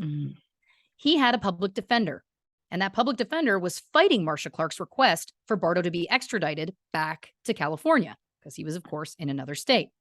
But this public defender accidentally filed pleadings in the wrong Arizona court. So Marcia capitalized on this legal error and sent detectives at the 11th hour physically to take Bardo and physically bring him back to Los Angeles to stand trial. Now, the action was very controversial, but Marcia withstood it because it was supported by law. Los Angeles District Attorney Ira Reiner praised her tactics and that she fully understood the law and that what she was doing was technically legal. And this did lead to a successful prosecution of Bardo in 1991. She used keen preparation. She undermined the testimony of the defense's star witness, who was a psychiatrist, arguing that Bardo shot the actress in a fit of anger. Marcia systematically chipped away at that expert's testimony, proving that the murder had in fact been premeditated. Later, Superior Court Judge Dino Fulgoni publicly complimented Marcia on her trial preparation skills. Bardo's public defender was ambivalent. He refused no plea for the client. He didn't enter any plea in protest of the surprise extradition. I don't know how you can just refuse to enter a plea of guilty or not. Like, it was like guilty or not guilty. We refuse to enter a plea. I didn't think that there was a third option. Yeah, I thought it was either one or the other. Yeah. Huh. But he later told the Los Angeles Daily News that Marcia was, quote, very aggressive, but she's always very well prepared and very professional in her presentation. So once again, the other side, that she burned hard, still had nice things to say about her, which I find fascinating. Oh, I love that. I love anything that's like, oh, she got me. I deserved it. I know. I like that a lot. By the time of OJ Simpson's arrest on suspicion of murder in mid-1994, Marcia was highly qualified to bring the state's case against him. At that time, she had a record of 19 successful homicide prosecutions in 10 years. Wow. And when you think of the fact that we know one of those prosecutions, they were doing in jury selection for 6 months, and then the case lasted 13. She was potentially pulling double duty at that time. She could have been, I'm assuming. Right. But my point being is 19 prosecutions in 10 years is, I think, pretty impressive. Yes. She had matched abilities with star defense attorneys, and moreover, her ability to win a case in court using highly detailed, complex scientific evidence was proven. One of the convictions she won was against the murderer of Christopher Johnson in 1991, and she won on the strength of a single drop of blood found in his car, which established a link to him through DNA comparisons with blood of the victim and blood of the victim's living relatives. This, again, that may not sound like much now, but in 1991, being able to use very early DNA evidence based on one drop of blood and get a conviction based on that, chef's kiss. That's impressive. Yeah. In addition, Marcia was recognized as a victim advocate that went out of her way to forge close ties with victims' families. Early in the case against OJ Simpson, she endeavored to build public sympathy for Nicole Brown Simpson and Ron Goldman. She was quoted as saying, "We have two young people whose lives stretched out before them with all the possibilities. These two young victims have been murdered in a brutal and horrible way." Now, I found an article written in 1995, and it ran in the Washington Post. So a fairly reputable publication. Sure. And I just want to read how the article starts. Oh, boy. This was in the midst of the OJ trial. Okay. Everyone is watching the lawyer with the large dark eyes, drawn by her black skirt, which is pleated and swings. A strange thing in a courtroom of papers and suits. Now, I understand that this is commenting on the fact that Marcia was a woman, which was definitely a factor in this OJ Simpson trial. And if you want to learn more about that, re-listen to episode 71, Nicole Brown Simpson. But it makes me sad that this is how Marcia's legacy at that time was being documented in the moment. Yeah. The writer goes on to say, men call her a hopeless flirt, a screeching wife, a bad mom, a shrill litigator, but she eludes them all. Vividly contradictory. So sexy, so uptight, so serene, so snappish, so tired, so busy. Maybe all that can be safely said is this. Marcia Clark, 41, is a Los Angeles County Deputy District Attorney, the leader of the prosecution team in People v. OJ Simpson, and the latest in a long line of women we love to misunderstand. I guess what I'm saying is, if I was the editor of the Washington Post in 1995, first of all, it'd be wild that they hired a 12-year-old to do that kind of job. But also, I would have led with the last bit. Just lead with the last bit. Yeah. Because the author of this article, whose name I am not mentioning because I am not being kind, was a woman. You're kidding. No. there is not an article, and I feel very confident on this. I have not looked it up, but I'm confident that there's not an article written somewhere about describing the eye color of a male lawyer. Never. It's in what she's wearing. And I will, again, I'll get into it more later, but like the amount of airtime about what she was wearing and what she looked like, never, ever. I agree with you. I don't think there's ever been coverage like that to that degree about any male lawyer. No way. No. Are they also calling a male lawyer so sexy, so uptight, so serene, so snappish, so tired, so busy? No. A hopeless flirt, a screeching husband, a bad dad, a shrill litigator. Like, you'd never hear ever. None of these thoughts would even enter anyone's mind. When you look at a male lawyer, does your brain go, what kind of dad is he? Never. But immediately, no. And this segues perfectly into my next section, Marcia, of course, was a mother of two during the OJ Simpson trial, and more specifically, a single mother of two at the time. And if you don't think that was used against her, buckle up, dear listeners, because trust me, it's about to get bumpy. So, Marcia had her two children with her second husband, Gordon. Her first child, her son Kyle, was born in 1990, and her second son, Travis, was born in 1992. She was 37 and 39 at the time of their births, which certainly in present day is not an uncommon age to be having children. But I will remind that she had been married to Gordon for 10 and 12 years, respectively, at those times. Sure. So to some, it could have seemed odd that she had, quote, waited so long. This is not my words. I am simply setting the stage. Of course. Some of her friends have said that she waited because she wanted more financial security, but that she always wanted to have children. In 1993, Marcia gave up trial work to take a supervisory job at the law firm. This is pre-OJ. She gave up trial work, which I will remind you, she was fabulous at. Yeah. Her sons were 1 and 3 at the time, and she loved being a mother. Friends speculated that it was all connected to the part of her that wanted to be protected and loving towards her younger brother. But other things in her life weren't feeling right. It was around this same time, we remember Rosalind Dauber, childhood friend of hers, who we talked about earlier in the show. Yeah. Her house burned down. Dauber was a documentary filmmaker who had not been in close touch with Marcia at the time, but Marcia did show up for her when she found out that her house had burned down. She brought her boxes of towels and clothes. She spent many weekends staying with Marcia at her home. They spent a lot of time talking, hanging out, all of the above. And she says of Marcia at the time, quote, Marcia was doing the administrative job. She was really unhappy. She didn't know if it was her job or her marriage or both, and she was in a lot of turmoil. She was really down. She had these young children and a lot of responsibility, and it was really, really hard. I think she had all the normal fears of could she make it alone or not, and what would it be like, and how Gordon would take it, as they were both very attached to the kids. The decision to separate from Gordon was agonizing for Marcia, but the decision for her to go back to trial work was very easy. Of course.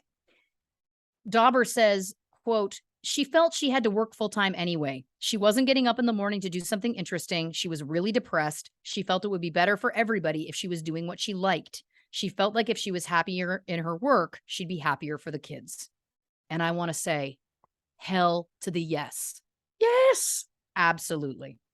Now, the details of Marcia and Gordon's divorce, which was filed mere days before Nicole Brown Simpson and Ronald Goldman were murdered, created a media frenzy within a media frenzy during the time of the OJ Simpson trial.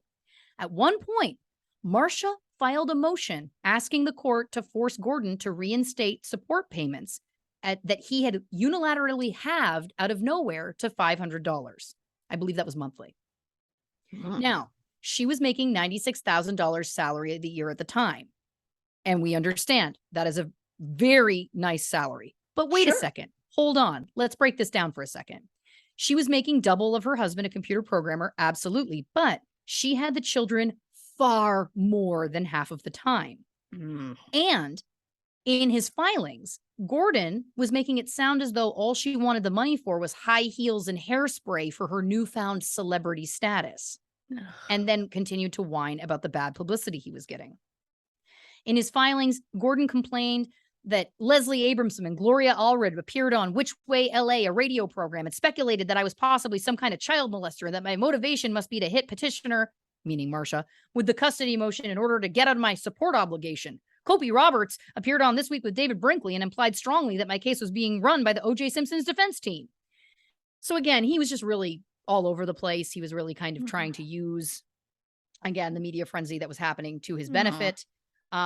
He also said that Marcia spent at most 1 hour a day with the children. He said that she wouldn't let him spend more than Tuesday and Thursday evenings and every other weekend with them. That's also not abnormal in terms of those custody deals, 2 nights a week and every other weekend. I mean, that's not ideal, but this wasn't a full divorce yet. They had just separated. Of course. They hadn't made the deal yet. He said they were left with a nanny and starved for affection. The filings made it seem like Marcia was completely savage. He described that one night he said that he wanted the children more, and she told me she would have my ass if I tried to do it. She'd throw me in court as fast as it would make my head spin. Okay. Another night during the trial, in violation of their agreement, he kept the kids overnight. So let's also just keep in mind here. Now he's violated the rules that were set in place. Because keep in mind, the 2 nights a week and every other weekend, that was court imposed. Sure. Okay. So that wasn't just coming out of nowhere. Right. At 12:25 a.m., the phone rang. It was Marcia who just arrived home. She started yelling at me and asked me what I thought I was doing. She told me I had no right to have the kids overnight. She threatened me that she would get an injunction against me to limit me from seeing our kids. She told me she wished I would die and drop off the face of the earth. Well, again, we all know that that's speculation and there's no proof of that. Of course. Emotions are running high. Now, Marcia did have a nanny, whom she also had to supplement with a babysitter during the Simpson trial. But she did not, her friends insist, give up on the time-consuming monotony of mothering, even during the trial. She was changing diapers during watching The Lion King. She was taking the kids to the zoo, amusement parks, playing with them. She read to them every night. She was reading to them. Her friend Baragona, who I mentioned earlier, said, quote, she was reading The Rescuers to them last night when I called, and she said one more page. Then she called back and started talking to me about EDTA, a blood preservative at issue at the trial. The weekends she has the kids, she has the kids. She takes care of them. Baragona, perhaps more than most people, saw the Marcia who is hanging on by a thread. And this is where the salary comes into play. It's the same Marcia Clark who had credit card debts and who had to borrow $26,000 from her 401k because she had a medical dental catastrophe happen. Mm-hmm. It's the Marcia Clark who shopped at Price Club, who had to sometimes only make it to court wearing borrowed suits. There were exclamations when in the divorce filings, she said she had to spend $1,500 on new shoes and suits for the trial. But let's remember, she bought 5 suits and a stack of pairs of shoes for that much money. And that wouldn't even pay for one of defense attorney Robert Shapiro's Armani suits. So, and also let's keep in mind, she didn't have a choice. She had to show up every day to court and she had to wear clothing, and that is not provided by the law firm. Right. So let's just take into account for a quick second here. She is the primary caregiver. Yes. She has the children far more than 50% of the time. She has to hire a nanny for when she is physically at work. And if there are other times where she's not available, she has to supplement with a babysitter. She also has a job that is requiring her to have a certain kind of dress. She, again, was borrowing suits half the time because while I think you can probably recycle them every so often, she was under so much scrutiny for what she looked like. She was being told, you have to start wearing pastel colors. Your skirts are too short. You have to wear something longer. She was constantly being given these notes that, well, do you want to lose the trial based on what you look like? You better change it up. Where are you supposed to find that money? And I know $96,000 is a great salary, but also when you pay tax and when you think about all of that and you think about the fact that he's not really kicking in that much money, that money's going to go. It just is. Yeah. Right?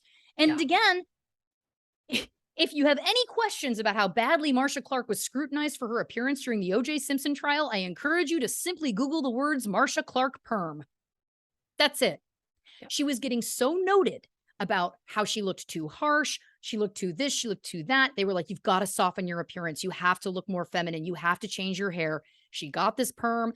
It didn't turn out the way she wanted. And then that just made things even worse. This woman, I'm telling you, the fact that she was being, strung up again, and also this medical dental catastrophe sounds like it was something rather involved, which I will also remind, she's never talked about any of this. She's never played the sympathy card for any of that or money during that time. It's her friends coming forward saying, you guys don't understand. She was in the hole. She had no money. So I just resent the fact that he was trying to make it sound like she was a bad mother and all of the above, and that she was trying to take this money from him when it's like, she's the one juggling all these things while also every camera in North America and worldwide was pointed at her every day. And every day she was being given different notes about what she needed to specifically change about herself because she didn't want to be responsible for losing the case because of what she physically looked like. I mean, that's a level of pressure that I can't even begin to understand. When you are so competent at your job, but you're literally being told you could lose this because of how you're dressed and what you look like. Right? Oh, yeah. That's gross. So with that being said, the OJ Simpson trial earned Marcia mixed reviews. At first, legal analysts generally approved of the prosecution's strategy, although sometimes not of Marcia's tactics. In the long, frustrating case, Marcia readily held her own against Simpson's celebrated defense team in their many biting exchanges. Even from the beginning, Marcia sparred with Robert Shapiro, as each warned the other not to try to direct her or his case. But as the weeks wore on, she did not always come out favorably in the eyes of Judge Lance Ito, who sometimes admonished her for inappropriate remarks in court. Marcia and lead defense attorney Johnny Cochran battled passionately over the admissibility of certain evidence, and it was with attorney F. Lee Bailey and Barry Scheck that she fought most bitterly.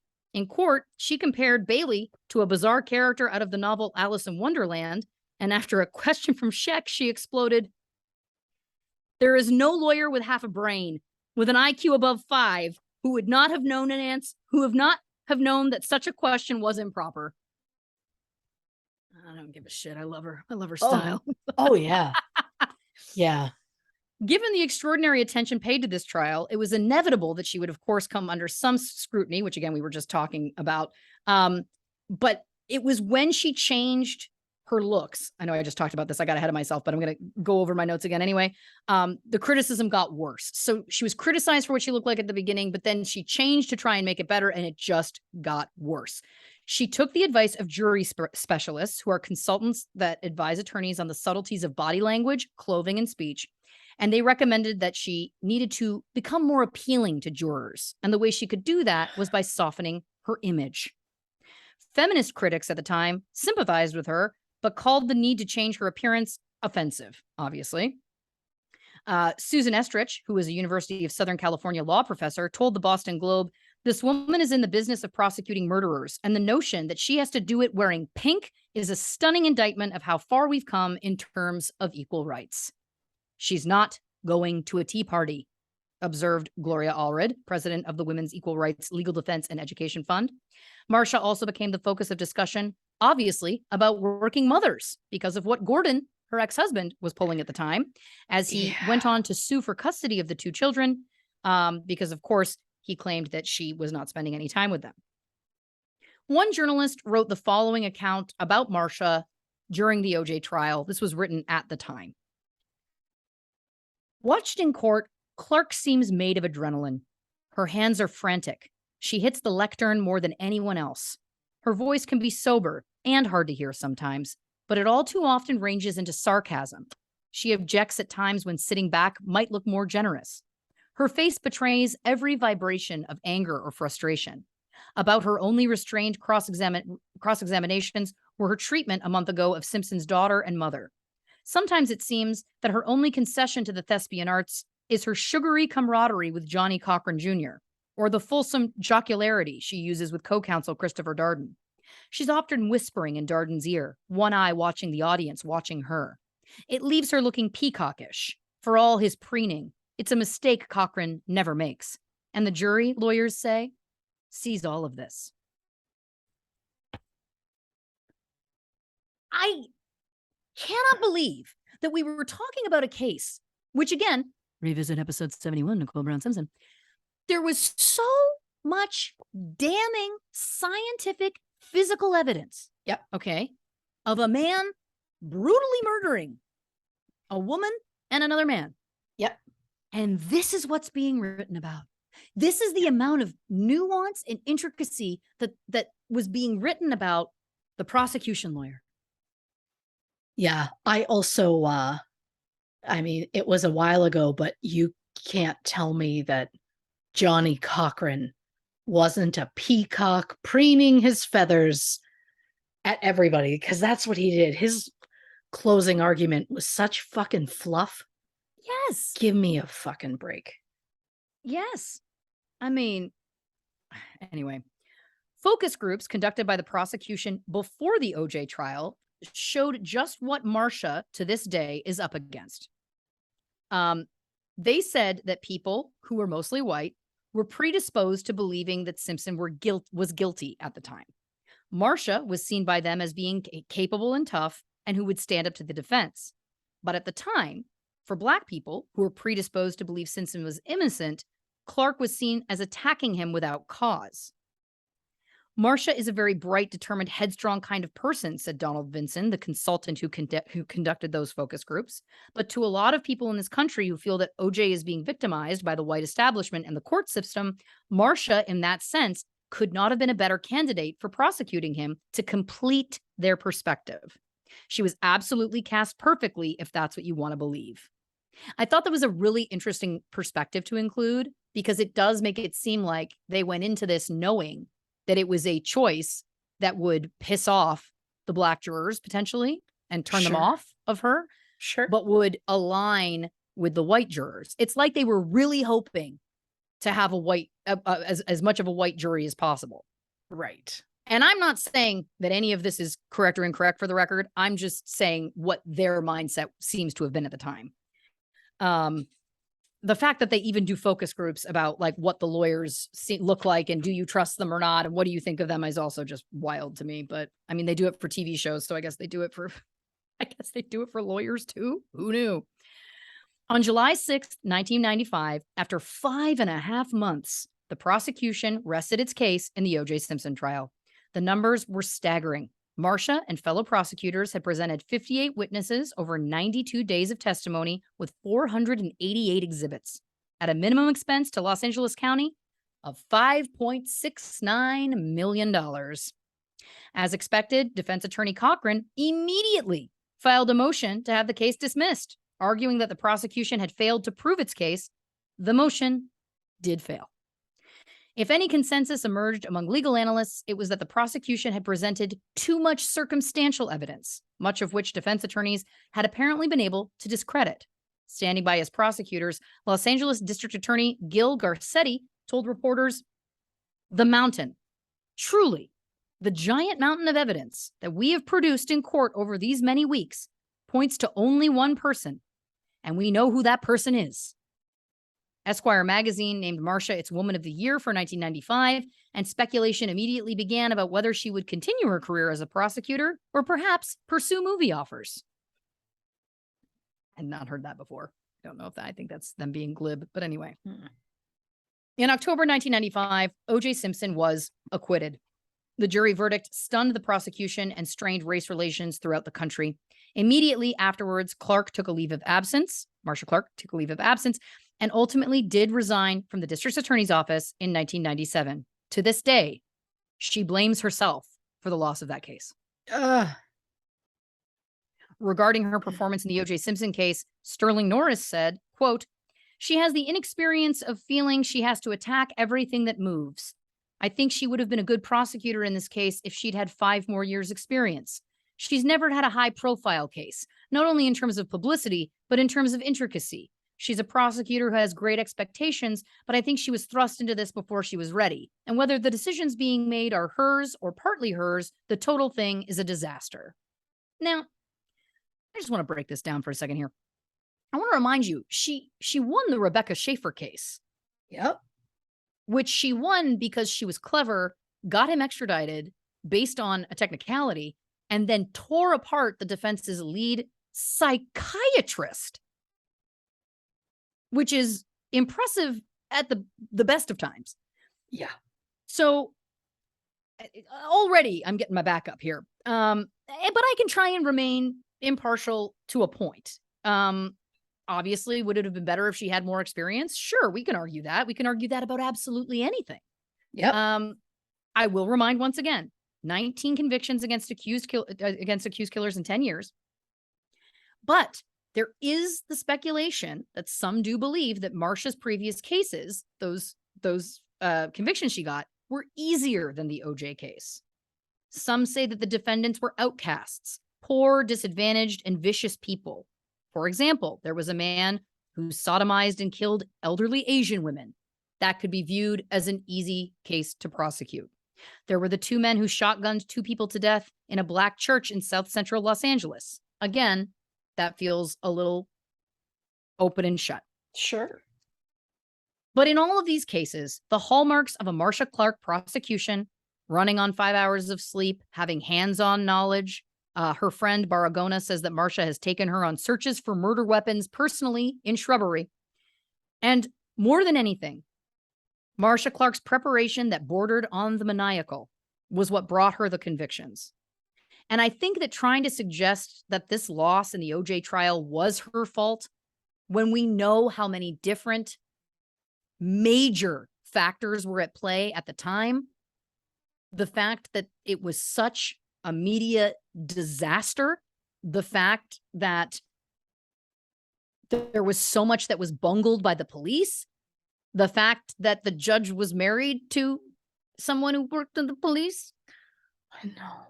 There was a lot of factors here. And I think to suggest that the case was solely lost because of Marcia Clark is unfair. And I think too, there was some things that she disagreed with Christopher Darden during that case, I remember, and they did them anyway. And those things blew up in their face. So again, it's like, I just love that, again, in the legacy, in the way that this goes down, they pin it all on the woman. Yep. That's the way the story gets told. She was inexperienced. Her other convictions were easier cases. I just can't. I think it's so dismissive, and it really it just diminishes the work and the level of detail that she brought to everything. And the fact remains that she was always being credited with being such a good lawyer. It's like the two things can't coexist to me, in my opinion. Right. Few people have more regard for Marcia Clark than Dana Schaefer, who, of course, was Rebecca Schaefer's mother. Rebecca, of course, was the murder case with Robert John Bardo.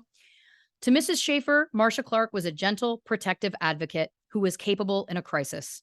After the trial was over, Marcia Clark sent a letter to the Schaefers, which Dana Schaefer keeps to this day.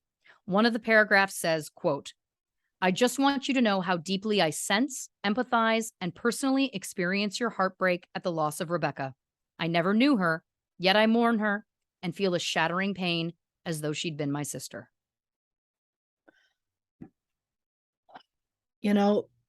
I said it before. I'll say it again. Marcia Clark is a rock star and impressive as hell. Something else I'll say again. It's time for us to take a break. So hit the can, grab some nugs. I hope you get 7. And we'll be right back with our final thoughts on the episode that we're talking about, that my brain has moved on. We're talking about Marcia Clark. I'm an ass. We'll be back. Yeah. 1, 2, 3. Welcome back to True Crime and Cocktails. Before the break, I fucking bungled the outro to the break. But that's fine. I don't do this for a living. Oh, wait, I do. The point is, before the break, Lauren was reminding us of just how frustrating and enraging the entire OJ trial was. Yeah. But I don't think we're done talking about the OJ trial. We got a little bit left. Well, I am done talking about the OJ trial, because if I talk any more about it, I'm going to break out into a rash. But I do want to talk about what's happened with Marcia since the OJ trial. Yes. As I referred to earlier, the Phoenix part of the story. The idea that that's her superhero name. I'm I giving know it to that her, there yeah. are, I'm sure there's a Phoenix, isn't there? I think there's a Dark Phoenix. Phoenix, Yeah. which is Jean Grey or no? Oh, fuck. Don't come for me. I'm not a comic book person. Don't come for me. Listen, we're doing the best we can. Yeah. So since the OJ trial, now, as I referred to earlier, she did quit because of the OJ trial. She does blame herself solely. She takes it on her shoulders, which again, to me is just, breaks my heart. Yeah. But I did want to get into what she's done since the trial, because again, she's thriving.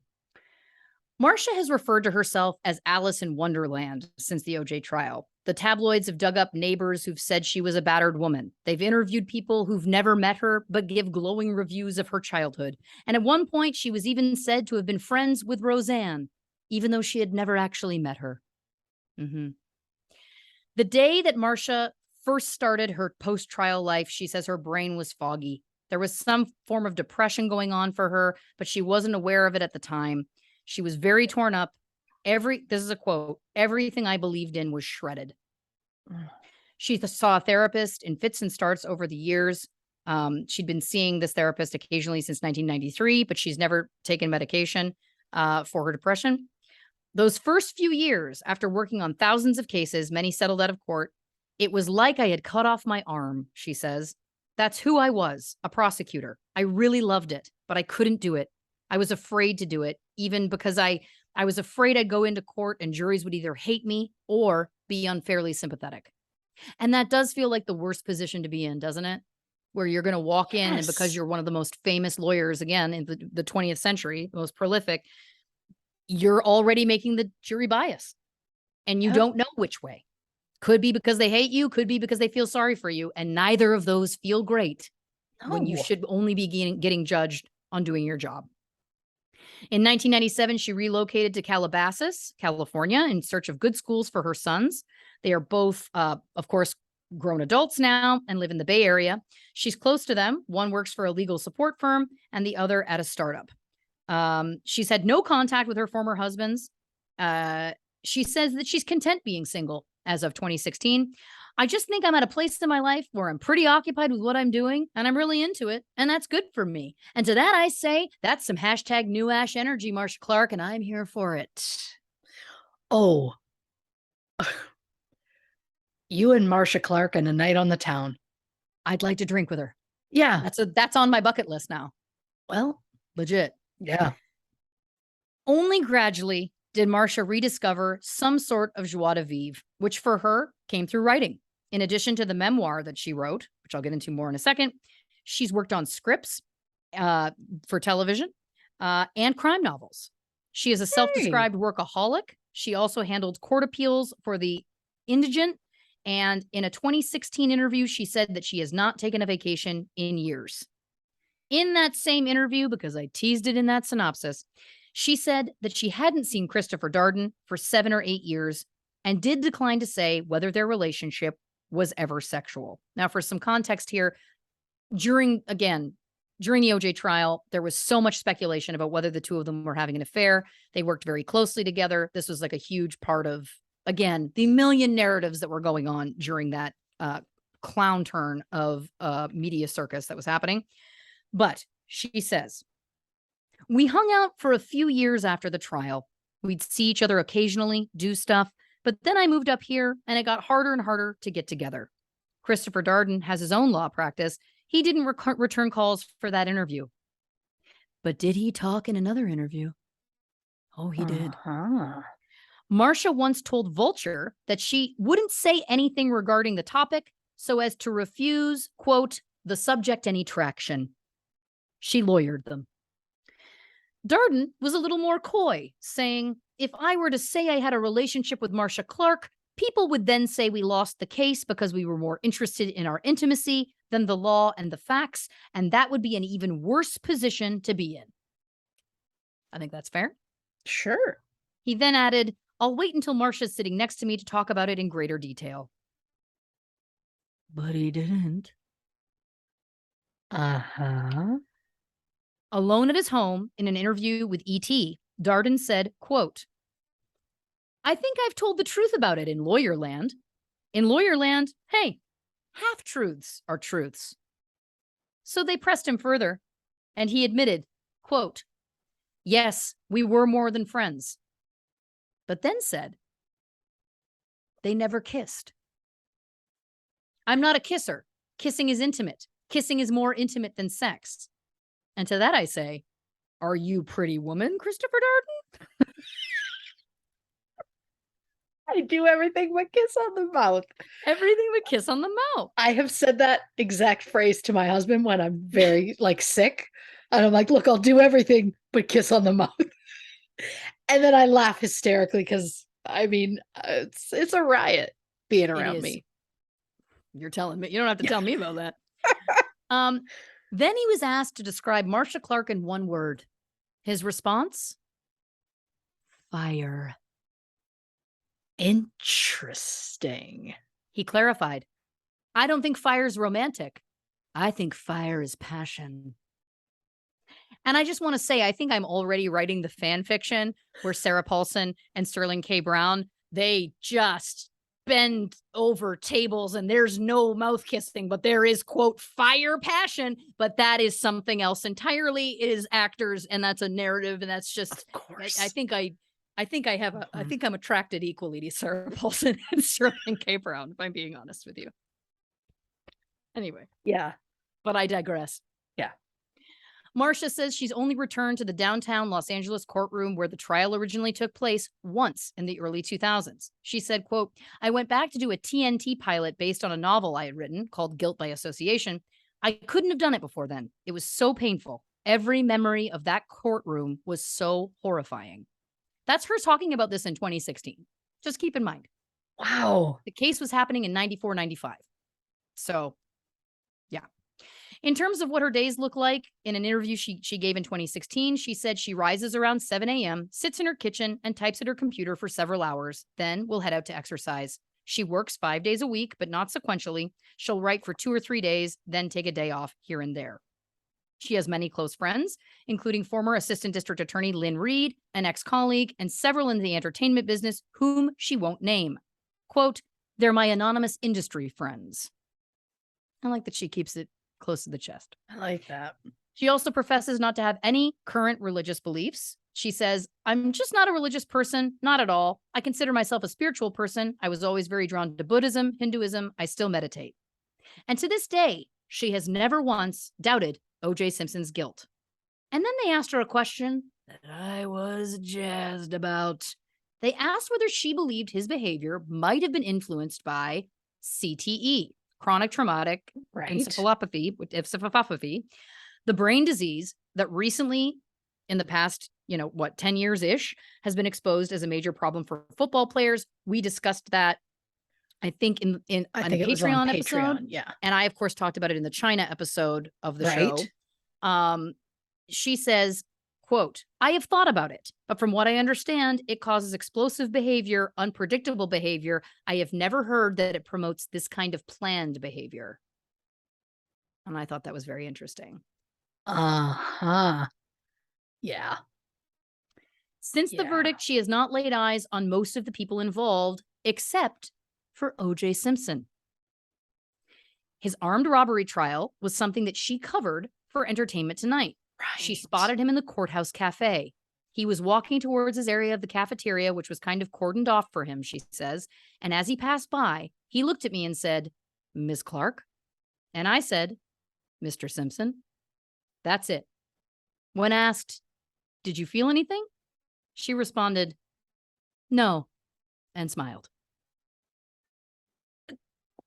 Major props to her for responding with Mr. Simpson, because I would have been like, fuck face, and continued on, I got no time for his bullshit. Murderer. Yeah, exactly. Yeah. So, as we know, Marcia resigned from the district attorney's office after losing the OJ Simpson case and then left trial practice behind her. She wrote the book, Without a Doubt, which I have referenced in the episode, with Teresa Carpenter in a deal that was reported to be worth $4.2 million. She's also worked as a legal commentator for such outlets as NBC, CNBC, and Fox. And as I mentioned, she has become a published author with a series of books featuring her literary alter ego, Los Angeles District Attorney Rachel Knight. These books began in 2011, of course, with Guilt by Association, which, as we know, was adapted as a TV pilot for TNT in 2014. She also wrote Guilt by Degrees, Killer Ambition, and The Competition, using that character. In 2016, she started a new series of books with a new lead character named Samantha Brinkman. This series features a woman who is a defense attorney. And these books include Blood Defense, Moral Defense, and Snap Judgment. And one is being adapted into a TV series for NBC, which is co-written by Marcia. Marcia says she never expected to be an author, but said, quote, "As a lawyer, I came to understand early that storytelling plays a very important part when you address a jury. So I guess my instincts have always kind of been there when it comes to weaving a narrative." She says she read the Hardy Boys, Nancy Drew, mystery fictions as a child, and said, "I've been addicted to crime since I was born. I was making up crime stories when I was a 4 or 5-year-old kid." So, sounds to me like she's one of us.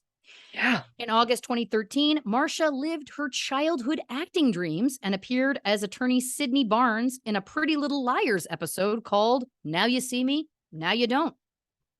In 2015, she was parodied on the sitcom Unbreakable Kimmy Schmidt in the form of the character Marcia, which of course was implied to be her, who in that episode was being implied to be in a relationship with, quote, Chris Darden.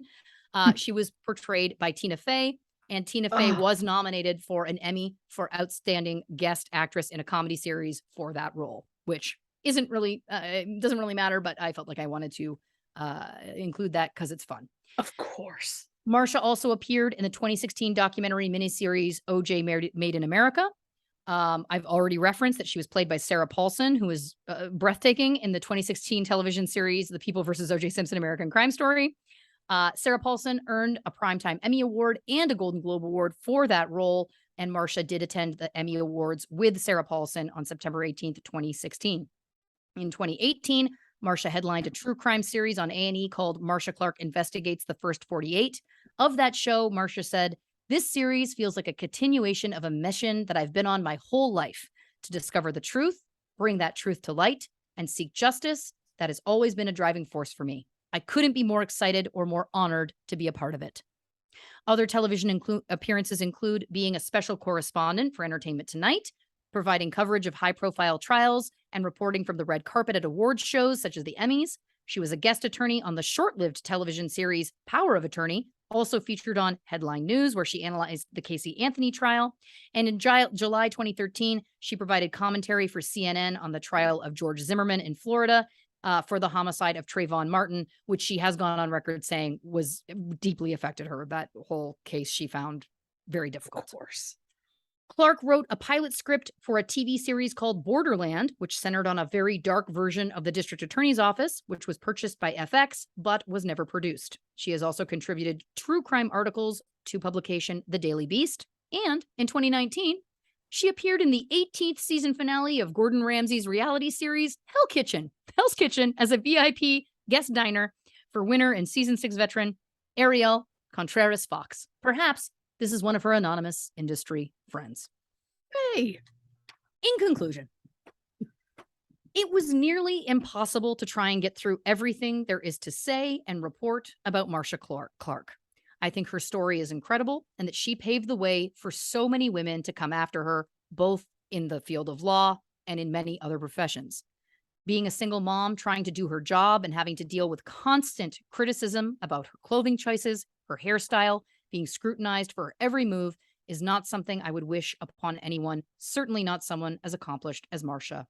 And while no one is more obsessed with the sexual tension between Sarah Paulson's Marcia Clark and Sterling K. Brown's Christopher Darden, I do think it's important to mention that I think it's insane that in real life, they had to deal with those accusations in real time because she was single and a woman. Because someone is single and a woman automatically implies there has to be an affair going on. It was honestly as though a woman had never done that job before. And if I can say it, it's boying. Reporting for True Crime and Cocktails, I'm Lauren Ash. Oh, Lauren motherfucking Ash. Thank you kindly. Jesus. Okay. I took some notes. Let's get into it. I don't really know where most of these go. I cracked into a watermelon White Claw at some point, and that's why I got a little slurry there. Not that I'm drunk at all, but I always find it gets my tongue loose. As loose as you hope Sterling K. Brown and Sarah Paulson are. I get it. I love a bit. I love when it comes back. And I love it. Listen. Yes. True answer. Yes. Oh God. Okay. This is gonna go all over the place, but I'm taken back to the beginning. So it'll make sense if it makes sense, and it won't. Let's do it. Yep. Well done to Marcia's parents, an engineer and a very impressive lawyer. Right. Come on. Wow. Well done. I really liked the term very, very handsome boyfriends. I know. I like that, but I was also like, I get it, Marcia. I get why I see her as like, I get why I've always felt like a kinship with her. If I'm like, oh, okay, she likes pretty. I get it. Yeah. Same, Marcia. Same. Professional backgammon player is not a job I had ever heard of. Yeah, same.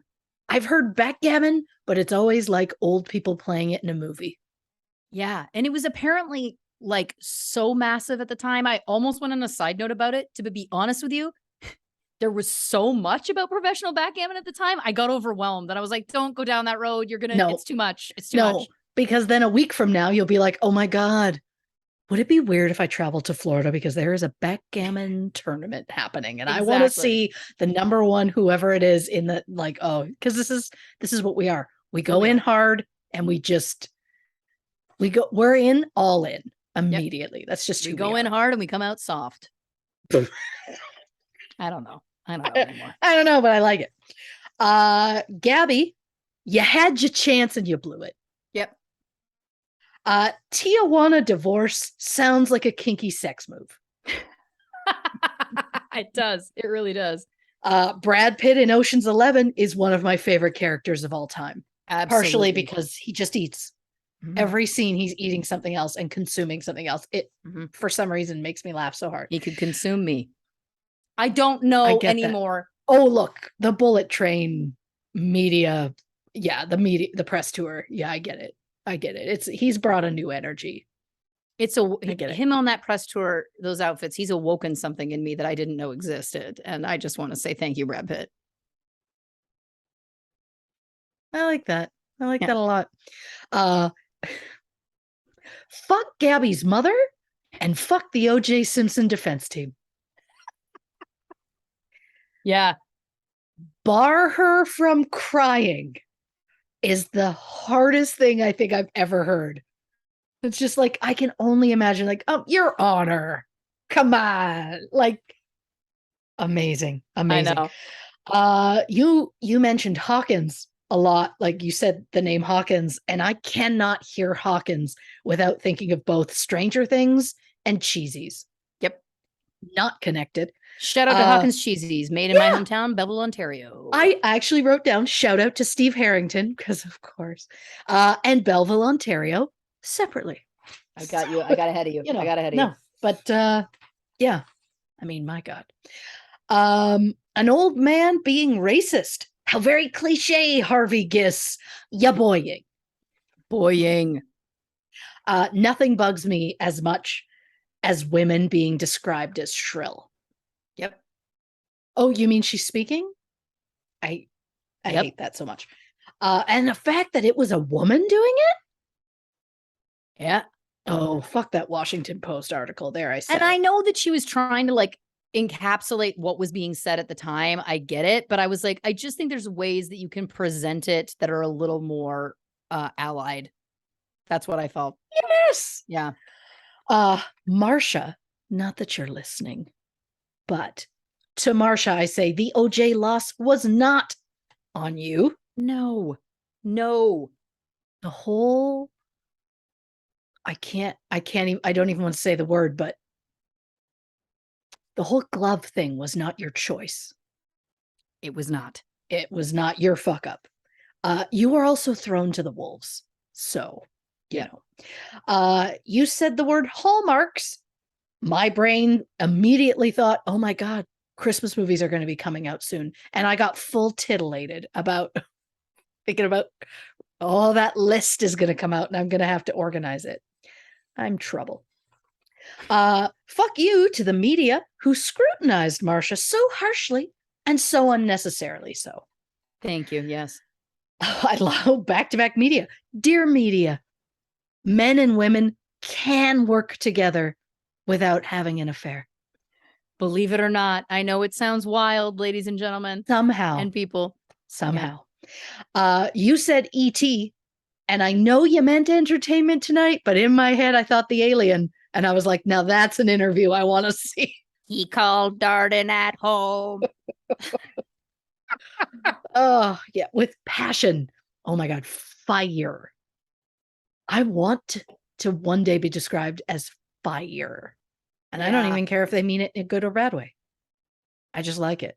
And I'm going to say this. Yeah. I don't think that there's any way that can be bad. Right? Yeah. Right. Maybe that's why I'm like, it can be either way, because I know it can't be negative. This revelation that it's like kissing is too passionate, like it's too intimate. And I'm just like, how deep do you kiss, Darden? Like, wowza. I don't even think I can repeat what I was about to say. Oh, that's the kind of attitude I like. Yep. Oh God, almost done. I couldn't be happier that we have found a way to bring up Sarah Paulson again. Oh, I assume by now the dear people know episode 71, Nicole Brown Simpson. That's when we first mentioned Sarah Paulson. And that is when Lauren said one of my favorite quotes ever said on this show, which is Sarah Paulson is a gift to the craft. And I stand by it. Yeah. She is. By it. She is. She is. Rachel Knight books are now on my wish list. Yeah. How have I never read one of those books? It's beyond me. And finally, of course she loved Nancy Drew. I know. Oh my God, that makes sense. Oh, Marcia Clark. I have so much anger for so many people. And it's just, I also love they tried to destroy her. And she was like, fuck you. I'm not. She had to pivot, which is sad to me, that it was like, this was something that she really felt passionately about. Yes. She was damn good at, and she did have to pivot. And I'm glad that she has been thriving in the way that she has been. And I'm sure she will continue to, but it is, because again, it's one of those things where when I started to hear about her story and about her assault that happened in Israel and the fact that she kept it secret for so long, and the fact that that was really what inspired her to get involved in law. And then the fact that she was on the other side and was like, I cannot do this. I cannot do this. I have to be a voice for victims. I was like, I just think that there's humanity there, that no matter how you slice it, it's there. And you can say that it's like, well, all lawyers are X, Y, and Z. And that may be true to whatever extent, but that there's stuff that's required for the job, et cetera, et cetera. But like, to me, I just think that her intentions were rooted in a place of trying to do the right thing, based on her own traumatic experience. And to me, it's again, the fact that she then was, in a sense, traumatized in a different way during that case, to me is just so annoying. And again, if she had been a man, I don't think that any fraction of that would have happened to her. Oh, 100%. And I'm also fascinated. I mean, I know we'll never know, but I'd love to know what her kids have to say about that time. I know they were very young, but like, I'm curious what they remember from their childhood. And like, do they remember like she was never around, dad was the main one? Or is no, they remember she was always there. She was, took them on trips. She did the stuff that the ex was an asshole and claimed she didn't. From what I have read about it, which is fairly minimal, but from what I have read, they don't really have a memory of that time because they were so young. Right. And they only have, from everything I've read, like glowing, wonderful things to say about their mother. Of course. Which says volumes. Because even if they don't remember, at that stage, with their brains growing and that kind of thing, they're going to remember if their mom's not there and barely spends time with them, they're not going to have a close relationship with her.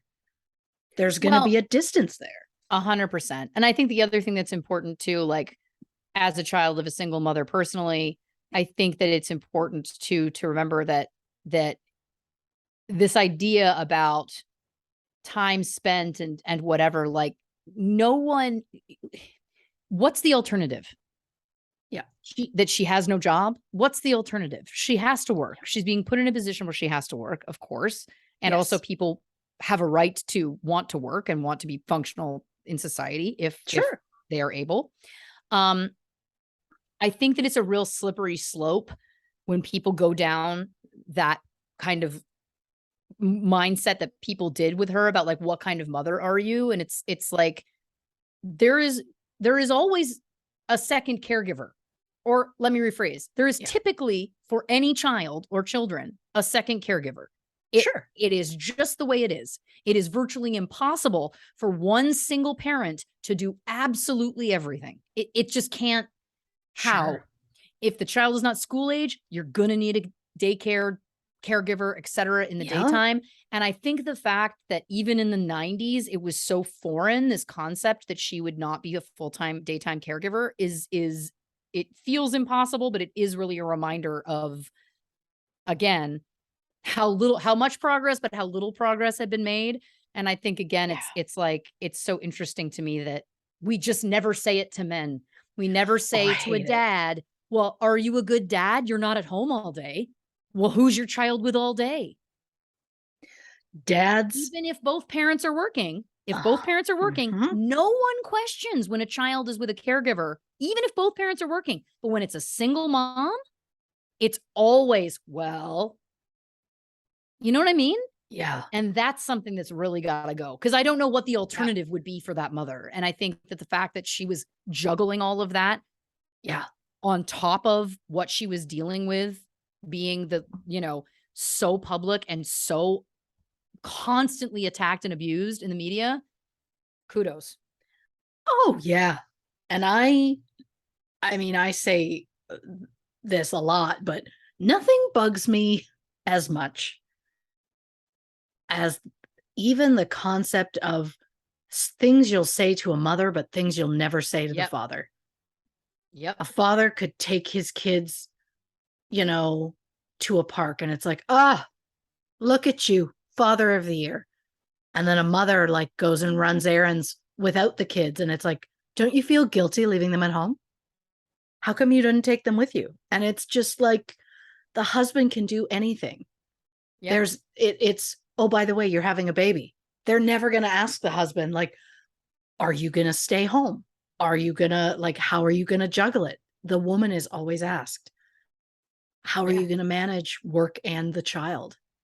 And it's like, well, there's multiple of us, so I'll figure it out. But it drives me insane.